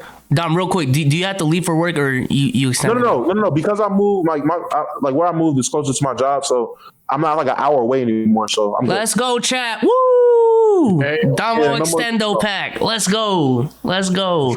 Anyways, you brought it up, Bucks and Nets, and this is the most basketball heavy pod we've had in a minute. Rightfully so. It's the playoffs. We'll get into more real life shit in the summer, I guess. We'll probably get into more some later this pod. Real life shit. Bucks Nets. It's now locked in. Starts this Saturday. Who do y'all got? Bucks and six, baby. Bucks and six. Bucks and six. I got 200 on them Bucks. Nigga, defense with championships. I don't know about that, but Bucks and six. Fuck. I'm gonna go Nets and 6 just to be different, and I see that in the background. Trey went ahead and closed that season. Yeah, Trey. Julius Randle choked that game from the stats. He choked every game. He choked every game. He choked someone told me, Sage, we might have a playoff Julius. I said, hey man, even if it's just one series, it's just one series. It's first series, yada. But hey, that's a hell of a terrible series you got on the books, bro. I think my boy averaged like 15. I think he averaged like 15 points this. I'm like 30%, bro. Oh nah, yeah, that's a low one. But Nets worst percentage in NBA playoff history, right? Oh, I don't know. I want to say that's what it is. Like he had the worst percentage in NBA history in the history of the playoffs. He had the worst percentage. Tom Thibodeau's a bad coach, and I know I didn't mean to skew this off. So Tom Thibodeau's a horrible coach. So it's just honestly, it's the first year. Ain't nobody tripping. But it's still a W season. It's still a W season already. Yeah, still. By far, especially from everything that I hear about New Yorkers watching basketball, it's a W season. And like, I didn't believe that back when people used to say it, but the Knicks having good basketball. Like this is beyond a W. I'm not gonna. I had to tell y'all, you gotta move up. You can't just tank. You're championship. You gotta sometimes make steady moves. Situational. I think it's crazy the simple fact that the Garden sold out at full price during the playoffs, and the niggas was basically giving away Nets tickets like for half price. That says a lot about the state of basketball in New York and how the Nets legit have the greatest. They have the greatest big three of offensive talent we've ever seen in the game. 3 superstars in terms of ISOing, and they had to give the tickets out for half price to get people in that building. Niggas sold out the Garden in a matter of minutes to an hour, bro. Like, do you think they had to give it off at half price, or was it just like they're just being generous? Type shit. You shouldn't have to promote that shit. No, you shouldn't have to anyway. So I agree that they had because that's not for the Knicks. The Knicks was like, here you go. Julius is terrible. I don't even want to read. The Knicks was like, you better book them because that's Julius did so bad, y'all. I don't. Bro, they played. So is he still better than Chris Bosh? Oh, for sure.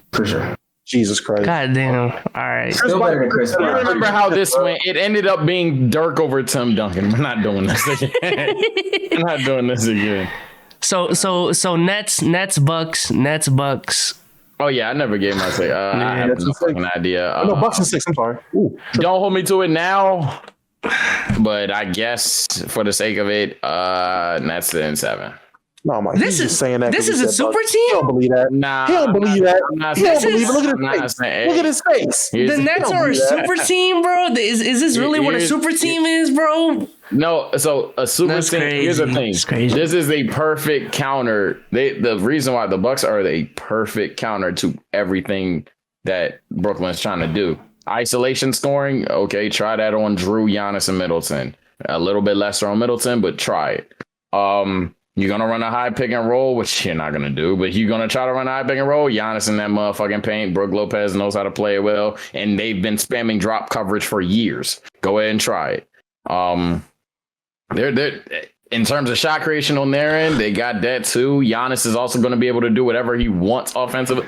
They're a perfect counter to the Nets. It's just I'm taking KD, Harden, and Kyrie. That's literally it. If they lose, I wouldn't be shocked. I might go back and forth on it tomorrow. This is literally just because we're streaming. I'm not going back on shit. Them niggas is legit. Like, realistically, who do you put Middleton on? Do you put Middleton on KD? Or do you put Middleton on Harden? Harden. Realistically, you tell Giannis to defend the rim and you let your Bucks be the Bucks. Realistically. Because Drew and Middleton are going to be out there and they're going to guard whoever regardless. Well, Drew's on Kyrie. Or do you put Drew on Harden? Yeah, that's what I'm saying. At that point, you're adapting to the Nets. What the Bucks need to do to win the series, all trolls out, they need to make sure they don't adapt to Brooklyn. You adapt to Brooklyn, GG. It's whoever stays constant with their strategy. That's why I think it's going to go 7 games, because there's going to be some games where you could have a perfect scheme and Kevin Durant going to hit some shots, or James Harden's going to have 36, 15, and 12, or Kyrie Irving's just going to randomly get 30 on like 5 misses. It's going to happen. But there's also going to be the games where everything's contested. You're banking on Joe Harris to hit on 18 shot attempts, and he's not a volume guy like that. You're gonna lack depth scoring to a degree, and the Bucks bench is gonna murder the Nets bench. By the way, it's gonna be a sequel. Ain't gonna lie. After watching James Harden live, and he didn't even drop 40 that game, I've had a higher level of appreciation for James Harden. Oh, we know the handles. He is the best player on the Nets. But number 2, it's just the handles. Like me, Omar talking about, bro. Extremely underrated handle. He's just lullaby you to sleep. You know what I'm saying? Go to the rim, lay it up. It's beautiful. And he does it every possession. It's just he can't. Are we talking about handles? He got to tap in on that type. Yeah. Are we talking about handles when he's playing when Kyrie Irving's on his fucking team? No, I'm not saying he has better handles than Kyrie, but I think it's underrated. You're right, man. I would say it's better than Chris Paul's. No. Watch Chris Paul live. No. Yeah. Just rewatch. It's recency bias. Just rewatch Paul, bro. That's all I got to say. Rewatch Paul, bro. Watch Chris Paul live, bro. And I know Chris Paul's handle was crazy. But I'm just peeking a little bit. Okay. Listen, Chris Paul has the best handles in the league. I'll give Harden 3. I can say Harden's 3. I'll give him 3, but he's not above Chris Paul, bro. Chris Paul is like, you have Kyrie, you have Curry. You could go all timers. You have guys like Crawford, but Chris Paul. Wait, Dom said he has Harden at 3. So do you have him over Steph? Me personally, yes. I got Steph at 4. I have Steph at 2 personally. I got Steph at 4. Yeah. I mean, you get because but still, to be top 5 and be top 5 is impressive, and Harden is up there. I'm agreeing with you. Harden has a grossly underrated handle. He's legitimately top 5. But either way, top 5, top 7 is just after watching him play, handles go stupid. Yeah, he goes. Harden's stupid. handles go stupid. I'll give you that. He ain't Chris Paul. Yeah. So do y'all don't think Chris Paul right now? Fix that. Nah, I'm not gonna say fuck Chris Paul, fuck Devin Booker. But y'all don't think the fact that the Nets really their defense really ain't shit. The fact that the Bucks make them work for it. Giannis, I don't care who wins. Let's get it twisted. So when I say scares me, I'm just talking about the premise of Nets win. Mm-hmm. But Giannis, and this is gonna be my first time legitimately saying it, I have this notion of being a Giannis hater because I have high expectations for a 2-time MVP DPOY. Giannis should and probably will destroy the Nets. I'm not gonna hold you. 35-15. I don't know basketball. Honestly, either A, Steve Nash is a genius, B, someone on the Nets got some shit that we don't know about, or C, and I don't even care. Maybe when it comes to Bucks basketball, I don't know shit. Giannis should really, and I mean really, fuck up Brooklyn. Like, it's bad. It's bad. I just feel like it's gonna get to a point to where, like I was telling my uncle this when we made like the bet on the series. I know for a fact one of the big 3 for the Nets is going to be consistent, or they're at least going to be like productive. But the fact that all 3 of them guys are going to have to work for it, and it's not going to be easy for them. I feel like those missed shots they're going to have is going to bite them in the ass because they're going to give up more possessions to the Bucks, and they have no answers to really stop anybody on the Bucks defensively. So the possessions is just going to outweigh everything. Like, it's going to get to a point to where it's like they go to KD, he misses. All right, that's 2 points. They go to Kyrie, he misses. That's a 3 in the corner. They go to James Harden doesn't get the foul call he wants. That's a fast break. It is going to get to I feel like like certain games, like pivotal momentum moments in the series is going to shift to the Nets don't have defense and they're giving up possessions to a team that they can't stop. So it's just going to be too much for them. They're going to be trying to race to 200 with no answer on stopping this team from getting to 200 either. I don't understand why y'all have brought up the real catalyst for this series. That's Chris Middleton. Short Kevin Durant. I mean, KD with no handle? Lock up defender. Really going to give some problems to anybody he guards. Work in the mid-range, score a lot. But obviously in the grand scheme, because they'll meet the Hawks in the Eastern Conference Finals. Whatever team meets them there. Not really worried about that. Okay, ATL, right. Okay. No, you got the Hawks really getting through the Sixers? If Embiid is injured, Joel Embiid will play 2 games out of that series. And then the other 2 games. If the Hawks make the Eastern Conference Finals, I don't want to hear shit about Trey. So y'all, I get it's fun to make fun of Ben Simmons, man, but I had to see that. He showed me everything. He showed me everything I needed to know tonight. Seth Curry carried them. I don't personally believe Seth Curry is going to carry them. But Ben, he had a triple double. Ben never gonna score. Stop. And it's not like a bad. Yeah, it's not a inefficient triple double. Stop. So I tell you what.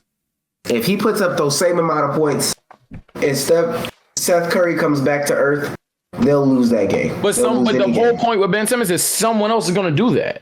No point is someone's going to go crazy. Is not going to go crazy. I tell you what. If I got to put my money down on Tobias and Seth Curry beating the Hawks next season, I'll put the farm down. I'll bet the whole. So you're not the one that can confidently guard Trae Young for 48 minutes. You said what? I'm gonna say so. Is Ben Simmons not playing defense no more either? His defense just don't matter. Yeah, Ben Simmons can legitimately guard Trae Young for 48 minutes. He's not, but okay. This is still Trayford P. Young we're talking about. But I just, again, like I said, if we're having to if Ben Simmons is supposed to be the best player on Philadelphia's team, I think there's a good chance that the Hawks will win. I ain't saying he about to put him on lock and key. I ain't saying Trey ain't gonna be Trey sometimes. Ben Simmons gonna get his ass. Ben Simmons gonna get his ass on a good amount of plays in this series. What's the difference? What's the difference? And we can move on. What's the difference between Ben Simmons and Kenyon Martin on the Nets? Oh my God. Kenyon Martin. Kenyon Martin wasn't playmaking nearly. Why would I even fall for that? At least. Yeah. I'm about to say, I read chat too. Someone told me you can't lock him up playmaking. I didn't even say lock up. But what the fuck is happening? I will say, Sage, that logic of the Sixers have Ben Simmons, so Trey's on lock. We said the same thing. Yeah, you said you can put him on in 48 minutes. I said he will not exactly lock him up, but Ben's gonna get Trey on a couple of plays. They have nothing for what the Sixers are going to do. It's kind of like how we're talking Bucks beating the Nets. It's the exact same thing in this series, except you guys like Trae Young. If we're being honest. All I'm saying when it comes to individual defenders slowing down great offensive players, we saw that in the 2020 playoffs with the Clippers. And how they had 4 defenders to throw at Luka, and Luka dogged them. But those defenders haven't been. Are you comparing Luka to Trae Young? Of course. Why?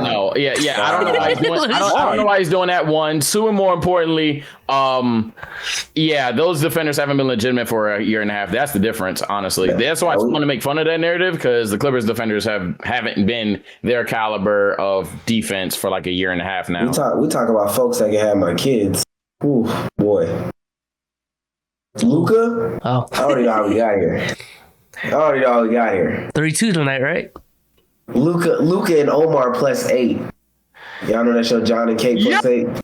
You gonna keep talking? Yeah. You should, don't play with that boy. He is not. We gonna keep this a basketball heavy pod. We gonna save the life topics for another one. Balls specifically. Cause we 2 hours in. Q&A time, guys. Q&A time. Get Cardiac up here. He's a clown. He's. By the way, I'm watching Luca live right now, and he. Well, hold on. Don't score, bro, please. Sage, the game just started. Shut up. I thought you was honestly finna talk. Nah, the Grizzlies are blowing the backside of. They're winning? Oh no! I take it back. Utah's blowing the back out. Oh, I'm about to say, what the fuck? That series can hurry up and end, bro. I'm about to say, bro. Shout out to John Moran. Shout out John Moran, man. Better than they're fun to watch. Cool. I don't care. I just don't care. It's cool to watch them, but I don't care about the game. So shout out John, man. He better than Zion right now. Will Omar get too close to the camera? Chat betted definitely. I should know. Oh, I finally know what Sage says about that prediction. I thought it was just like something his chat does. It's an actual feature. Okay. Oh, yeah, it's a feature. Seam. Hey, get Seam up here. Seam, what up? Somebody's up here right now. Hello? What up? Yo. Hello? Yo. I can't hear you. Oh, wait, I muted the stream. What's good? What up? You got a question? Anything? Do I have a question? Oh no, not one of these. Wait. It's coming. Nigga joined from You got five. You got five. Go ahead. You got a question. Huh. Oh yeah. Wait. How can you guys blame Dame for not leaving if you know what I'm saying he loves that city? That's where his kids are, his family. Like, why do you guys want him to leave so badly? Like, obviously, because it's wasting talent. I mean, obviously he cares. All right, don't want to ISO, but go ahead. Go ahead. Sir, I don't know if you know, but NBA players could easily let their family stay wherever the fuck their family's gonna stay at because they're going to be on the road for legit majority of the season. They're not even going to be home a lot of the time. So if his family wants to stay in Portland, they can stay in Portland. If we're talking about winning basketball games, it's evident after how long has he been in Portland? Damn near 10 years now. It's evident. If you don't get it done your first 7 or 8, it's kind of ready to it's time to get up out of there. You seen it with Bron, you seen it with KD. After the first 7 years, if nothing changes or they don't show initiative and really trying to win, at least in a fashion that you want to win, go somewhere where you can win and be impactful. He's choosing to be loyal because he's a loyal guy.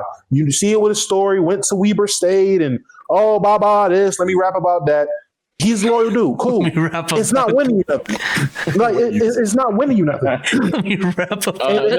it's one thing to love basketball, but if you want to be a winner, you got to do what winners do. Like, you got to go and at least go to a more suitable team to win basketball games. That's why I blame him. He could have easily walked away and been like, yo, you don't got to go team up with the best of the best players because he's not that type of guy. But go somewhere to build a better situation than what you have now. You're legit playing with the Dollar Tree version of yourself. My guy, you can do better than this. Yeah, the NBA is a job application, not a job application, occupation essentially. So if you can't improve upon your resume where you're at, leave, relocate. And on top of that, even going a bit further than that, if you want a more, I guess, head-ass answer, he's not boosting his legacy if he wins in Portland versus winning somewhere else and getting more rings. It's just not true. Everybody keeps trying to compare it to Dirk. Dirk also got 30,000 points. Dirk was an innovator in basketball. Dirk legit birthed a whole plethora of players like a Porzingis and a Bargnani and all types of players. But also, KD got 2 weak-ass rings, and a lot of people have KD over Dirk. I'm about to say, thank you. Arbiso said, I'm about to say, you almost hit the nail on the head. It's people say KD's rings are weak as shit, yet people rank KD over Dirk. Dirk's ring doesn't put him in like the top 10s and 15s or whatever. People take KG over Dirk still. Like now, 2 of them, Hakeem, maybe. But that's not enough. I'm not gonna lie, and honestly, in the grand scheme of that, all that does, Dame can do whatever he wants to do. You know, his decisions, his personal decisions affect his legacy. Exactly. And honestly, going by what these other NBA players say, these ones, They stay up at night because they don't have rings. But do you think Dame's staying because he's trying to make a point that why does he need to win rings to prove his skills? No, he's And trying does to he make need a to? point that he can win with a team Portland. that drafted him. Yeah. He can win Okay. with Portland. Like everybody's saying Yeah. he can't win with Portland, so now he's Plus, he ugly. That nigga ugly. What? Oh my God, we got a lot of people in chat. That's racist. This is just because he brown skinned. If he was light skinned, you wouldn't be saying that. Shout out, No, Sim. he's not. I'm If putting he you to the was goo. light skinned, you wouldn't be saying that. That's racist. Who changed the VC names? Did not know that. Anyways, let's get King Robbins up here. What up? Is Cardiac asking? Because he swore up and down he had something for Clown though. I just wanted, but no. Let's see what King. What up? You here? You got 5 seconds. Muted, 5, my guy. 4, You muted. Boy. 3, 2, Uh, 1. Say goodbye. Down you go. All right, let's get Gamble in here. I don't think we've heard from him. What up? We might have Big actually. G, you up, bro? You muted too. There's a lot of Lakers fans so far. Goddamn right. Yo. That's the What up? we do, but hey, I'm not embracing these. Gamble. Oh, I forgot. Yeah, what's up? What's poppin', my guy? What's your question? Do y'all think Kareem Abdul-Jabbar is overrated? Hell yeah. Yeah. Yeah. By what definition? So where do you Like- find him typically ranked? Like Because people like have him top 3, but he's barely 5. Thank you. I agree with you, my guy. I have to play it to a degree relative to era. He still is an amazing talent. I say a hair, but not crazy amount. Y'all are making it. Yeah, not too. Even when I said I'm the guy that made a video with like a bunch of dislikes. Oh yeah, you did make a whole video on that shit. Hey, that shit is like a 50% dislike ratio. But even when I said it, High hook, man. let me just rephrase what I said in that video. Essentially, when you look at Kareem and everything you praise Kareem about, it's the total points, it's the MVPs, it's the rings. And I'm just coming from the perspective that the total points, that's just a longevity thing. You don't put Kareem in the best scorer of all time discussions for the most part. Yeah. When it comes to those 6 MVPs, when you look at the competition and the era he was in, it's the 70s. When you look at those 6 rings, again, look at the competition, but also like the last 3 or 4 of them, Magic was, let's just be honest, the best player on that team. So when you use the combination of those 3 arguments in the GOAT conversation, it's just kind of, it's over glorified. What those 3 in combination kind of signify in his career, it's over glorified. But that's all I've said about Kareem. That's it. Yeah. I think a lot of his numbers and stuff have to do with his longevity. But as time went on, he wasn't even the best player on the championship team. So I don't know. Yeah. I think you're overrated, bro. I'm with you. Fuck that nigga. Yeah. He's a smudge, but nothing ridiculous. Like he belongs, and I mean, he obviously belongs in your top 10. Hakeem's better, bro. Let's keep it high. Hakeem's better. We got one more person here. Appreciate a gamble. Actually, two more. There's a couple in there that we haven't seen. But Cardiac, what up? What's good? Hola. Let me see if I can turn my camera on. Get closer to the mic, nigga. Hey. Okay. Oh, is the mic low? Hey, You What's good, good? yeah. Hold up. You having a party in your room?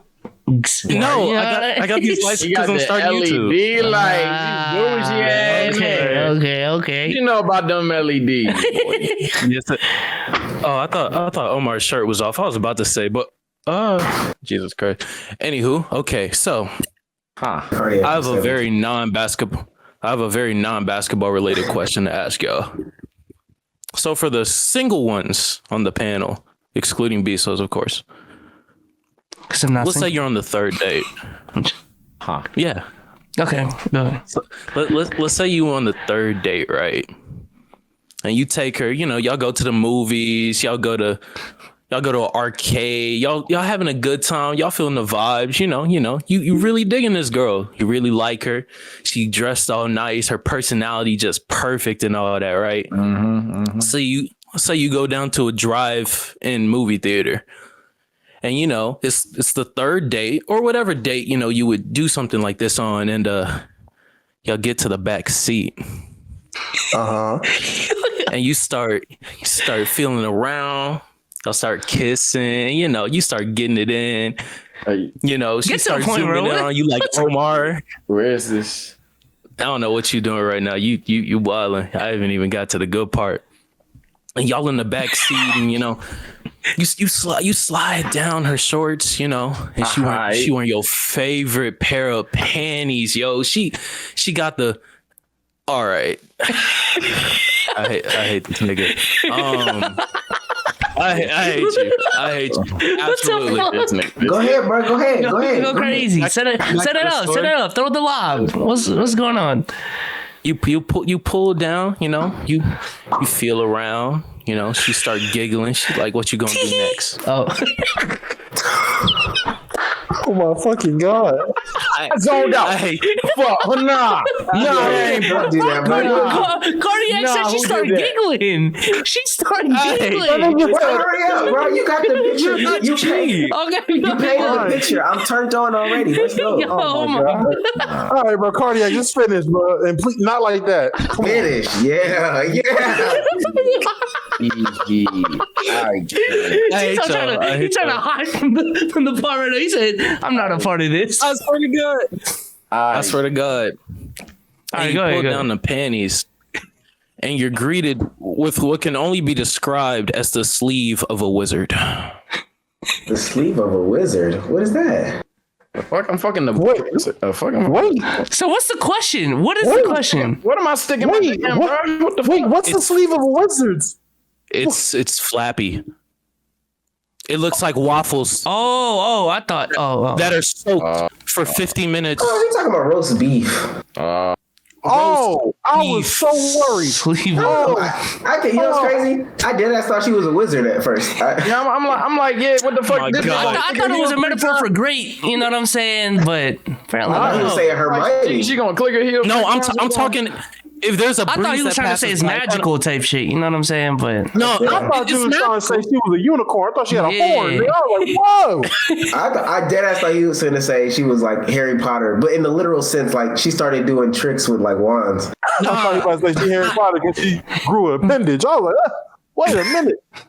I mean, in the sense that if a breeze passed by, it would kind of make a whistle sound.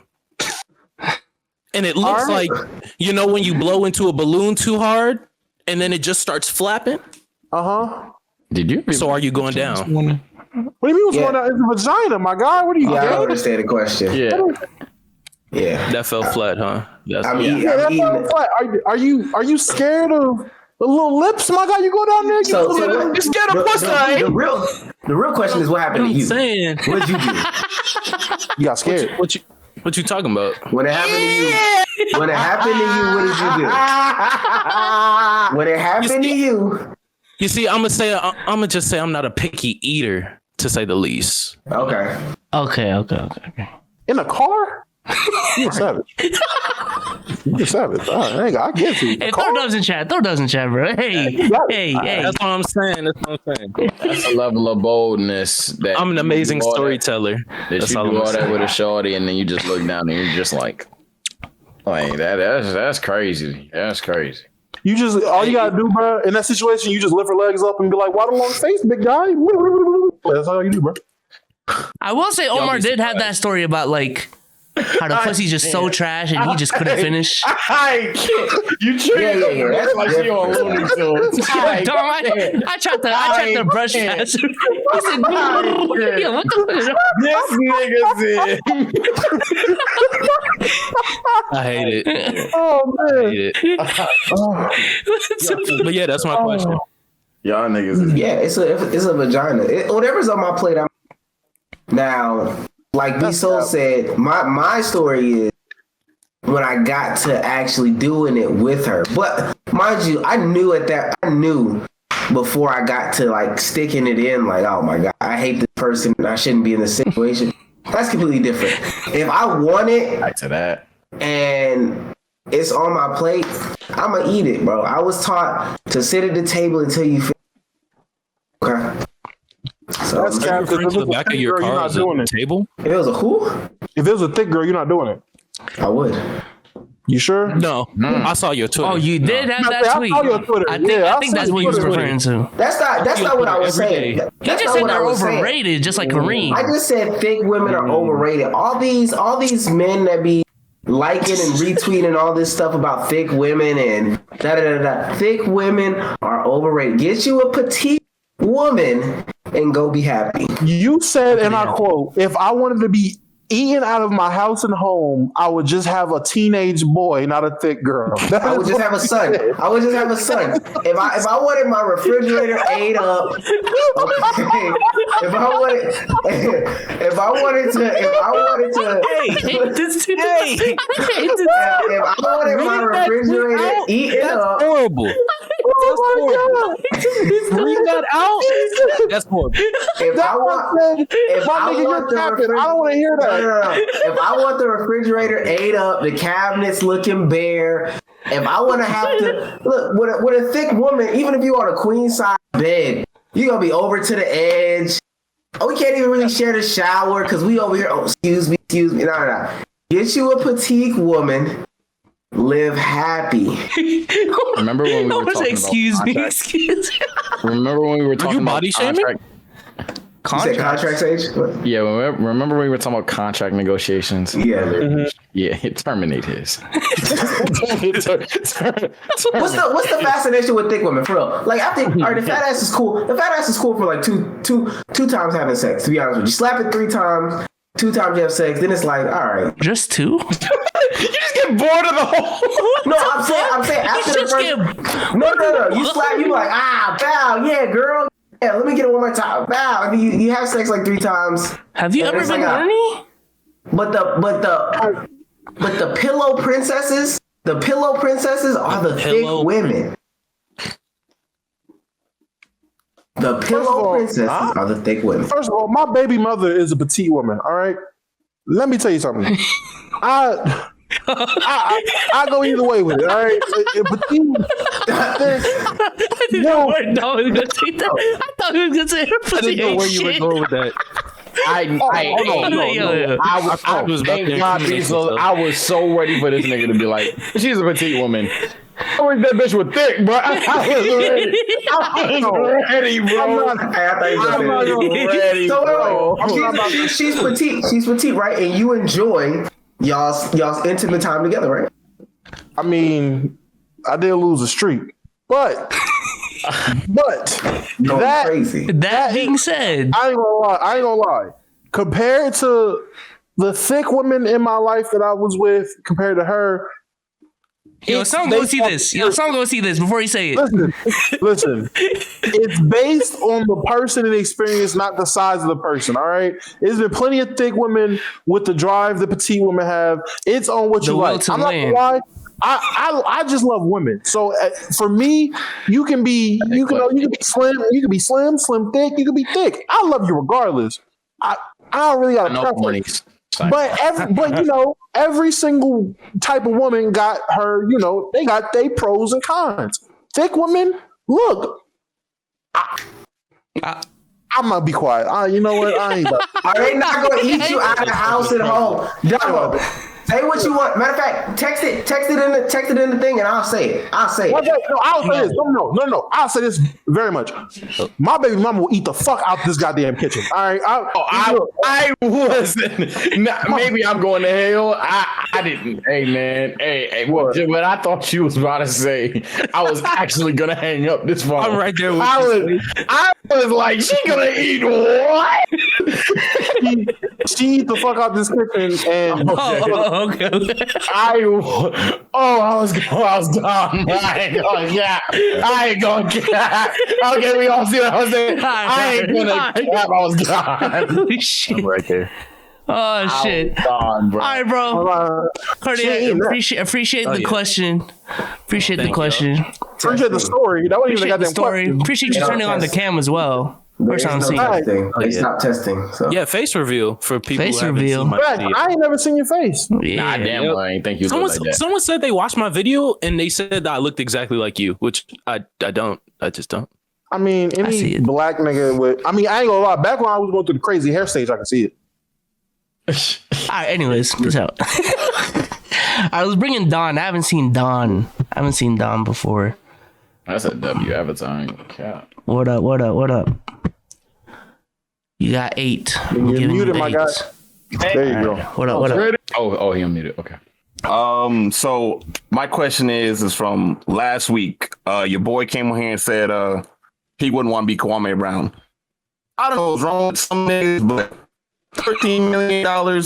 Whatever, man. Oh, he made $69 million. How much did he make again? 65. Yeah. $65 million bust. I am perfectly fine with being a $65 million bust. Niggas is joking. we deleted this spot. Hey, that's a $65 million bust right there. Like, that's crazy how folks would think like that. That with my own ears? Hold on, dog. No. We gotta turn the question back, but This VOD, I'm telling you, this VOD has to be deleted. what do you do? What do you do? What I do? Already for the past transgressions. Now we're talking about $65 million nuts. Dom is 3 runs away from saying the most wildest shit in stream history. Wait. I said bust. I mean like NBA bust. NBA caliber bus. Okay. Let's calm down. You're not understanding the word. You said bust. You said bust, and Omar proceeds to. I saw that part, but I wasn't paying too much attention. Wait, you put your camera down? Hey, how many people in the stream? If you didn't see it, bro, don't worry about it. I just peeped that. How many people in the stream? And then he said it's a $65 million prize. Yo, How many people are on the stream right now? Hey, yo, calm down. Omar, you wilding tonight. You said 91? I don't know. You Yeah, was that 100 like 10 seconds? You worse than them people at the damn stadium right now. You are. I did. You are going there right now, dog. I thought what I was doing was rotating the camera, but it wasn't the right one. Hey, so listen, dog. You gone. You wilding right now. You worse than the nigga who threw popcorn and watched Westbrook. You were wilding, dog. You are worse than him right now. So you want me to tell you about a $65 million buster? Yeah, go ahead and tell me about him. And don't bring out your nuts. Don't put your nuts in the pan. Don't put the camera down. No. Good D. We're asking the wrong question. Oh my god. We're asking the wrong question. I can't even laugh because there's. We gotta end this, man. This is going crazy. This man, I can't let it rest. This man just said, "Let me teach you how to have a $65 million nut." What? You have a technique? Hold on, Omar. What you be doing? You be going to the sperm bank or something? Like what we got going on? Because they paying out $65 million. Hey, he so said it. I am the table. I'm Chase. I need to go on ahead to the sperm bank if that's the case, because I'm gonna make $65 million. You are joking. I am in the wrong. They call me Big Purr. Come on, hell nah. Big sperm? Hey, a grown man calling himself Big Person. Big sperm? Big sperm. Anyway, Omar, you wilding now, dog. You wilding now. Yo, that's the title of the pod, bro. Big sperm. Yeah, Omar, it's time for you to go ahead and wrap it up, dog. Yeah, tonight that's enough for you tonight. Big sperm. First with the water last week, dog. Like, you talking about nuts? No, dog. You wild. That is nuts. I ain't gonna lie. We thought the little ass shit was crazy. He doing a dance with it. Oh man! Hey, renegade. You straight? This nigga is not good right now. Not at all. I thought he was gonna say, "Yo, Dom, would you want to be Kwame? You missed it or whatever." We got to talking about sperm and shit. We got to talking about $1 million dick. Like, what's happening? Wait, Dom, what's the question? I'm being so serious. What is the question? I just wanted to answer my question real quick. That's all I wanted to do. I just wanted to answer it, and this shit's way left. Don, on the court, I ain't gonna lie, I won't want to be that bum ass nigga either. But off the court, obviously, who won't want to be an NBA player in general? Whoever the nigga who came out here last week and said I wouldn't want to get made fun of. That nigga, he's wild. I know. Dom, you just divided the answer. Yo, Omar, Jesus Christ. You can't see that. You divided the answer, but the question was, would you want to have Kwame Brown's life? Period. Point blank. Yeah, would. 65 mil is crazy. $65 million to what make Make joke. fun of me, nigga. I'll be the butt of the joke. Call me the Joker, That goddamn. nigga drive. Hey, he drive a Ford F-450 and he got an Android. $65 million. Hey, I'll decide if I want to cry in my Wraith or Ferrari. Tough. Boo boo. And one more. Who you think LeBron packing up this offseason? Because hey, Kyle gone, goddamn THT gone, goddamn Dennis gone. Himself. I was Niggas getting packed up. I'm telling you that. From that game I saw last Kuzma, night, definitely. niggas getting packed up for sure. Y'all just want to piss me off. Y'all just want to piss me Hey, off. no, Sage, honest opinion. Who you think getting packed up? Like, honest opinion. Just you, Sage. Who you think getting packed up? I was happy. There's no ISO, nigga. Assist Chris Paul. Like, honestly, all of them not named LeBron, Anthony Davis. Shit, at this point, street clothes get packed up too. Frank Vogel can go. That boy Charles Barkley called them street clothes. I said, you know what? This nigga right. I ain't All never of seen these a nigga niggas so get- right in my life. When he first said that, it went over my head, and then they asked him what. Oh no, it was hilarious immediately, but I was too pissed to laugh. I was just you ever been to bed, but a nigga actually say some funny shit, you just like I was in the same position. I was like, this That was good. that was fine. That was fine. That was what's fine. going on? But I'll answer your question just because you're pulled up here. But I have a video on the way, and I'm not talking about the Lakers anymore today. I've talked about them enough. Yeah, I know. I was in the live stream the other day. No, you weren't. He's kinda- I just recorded a video. I'm not talking about these bitch ass niggas. But one name, one person that pissed me off that has to get the fuck out of my existence. Dennis the Menace. Oh yeah, he gone. Cool. 26 minutes cardio, straight cardio. Cool. I was like, oh nah, you gotta go, dog. Western You gotta Kemba go. Walker, right? Anyways, Oh, Kemba. Ha. appreciate it, Don. Appreciate it, Don. We're gonna close out No this problem, no problem. because it's been too much. It's been too much. All right. Shout out to everyone. 92 in the building right now. We are growing. We are a growing podcast. Shout out to y'all. Shout out to everyone on YouTube. We're gonna go crazy with the promos this month. We're growers, not showers. Yeah. End it. Yeah. Y'all even want to do outro? Yo, just sub to the channel, bro. Just sub to the channel.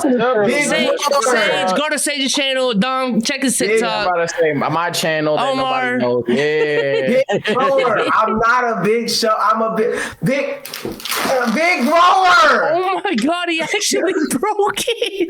Big grower. Yeah. Hulk Hogan in this.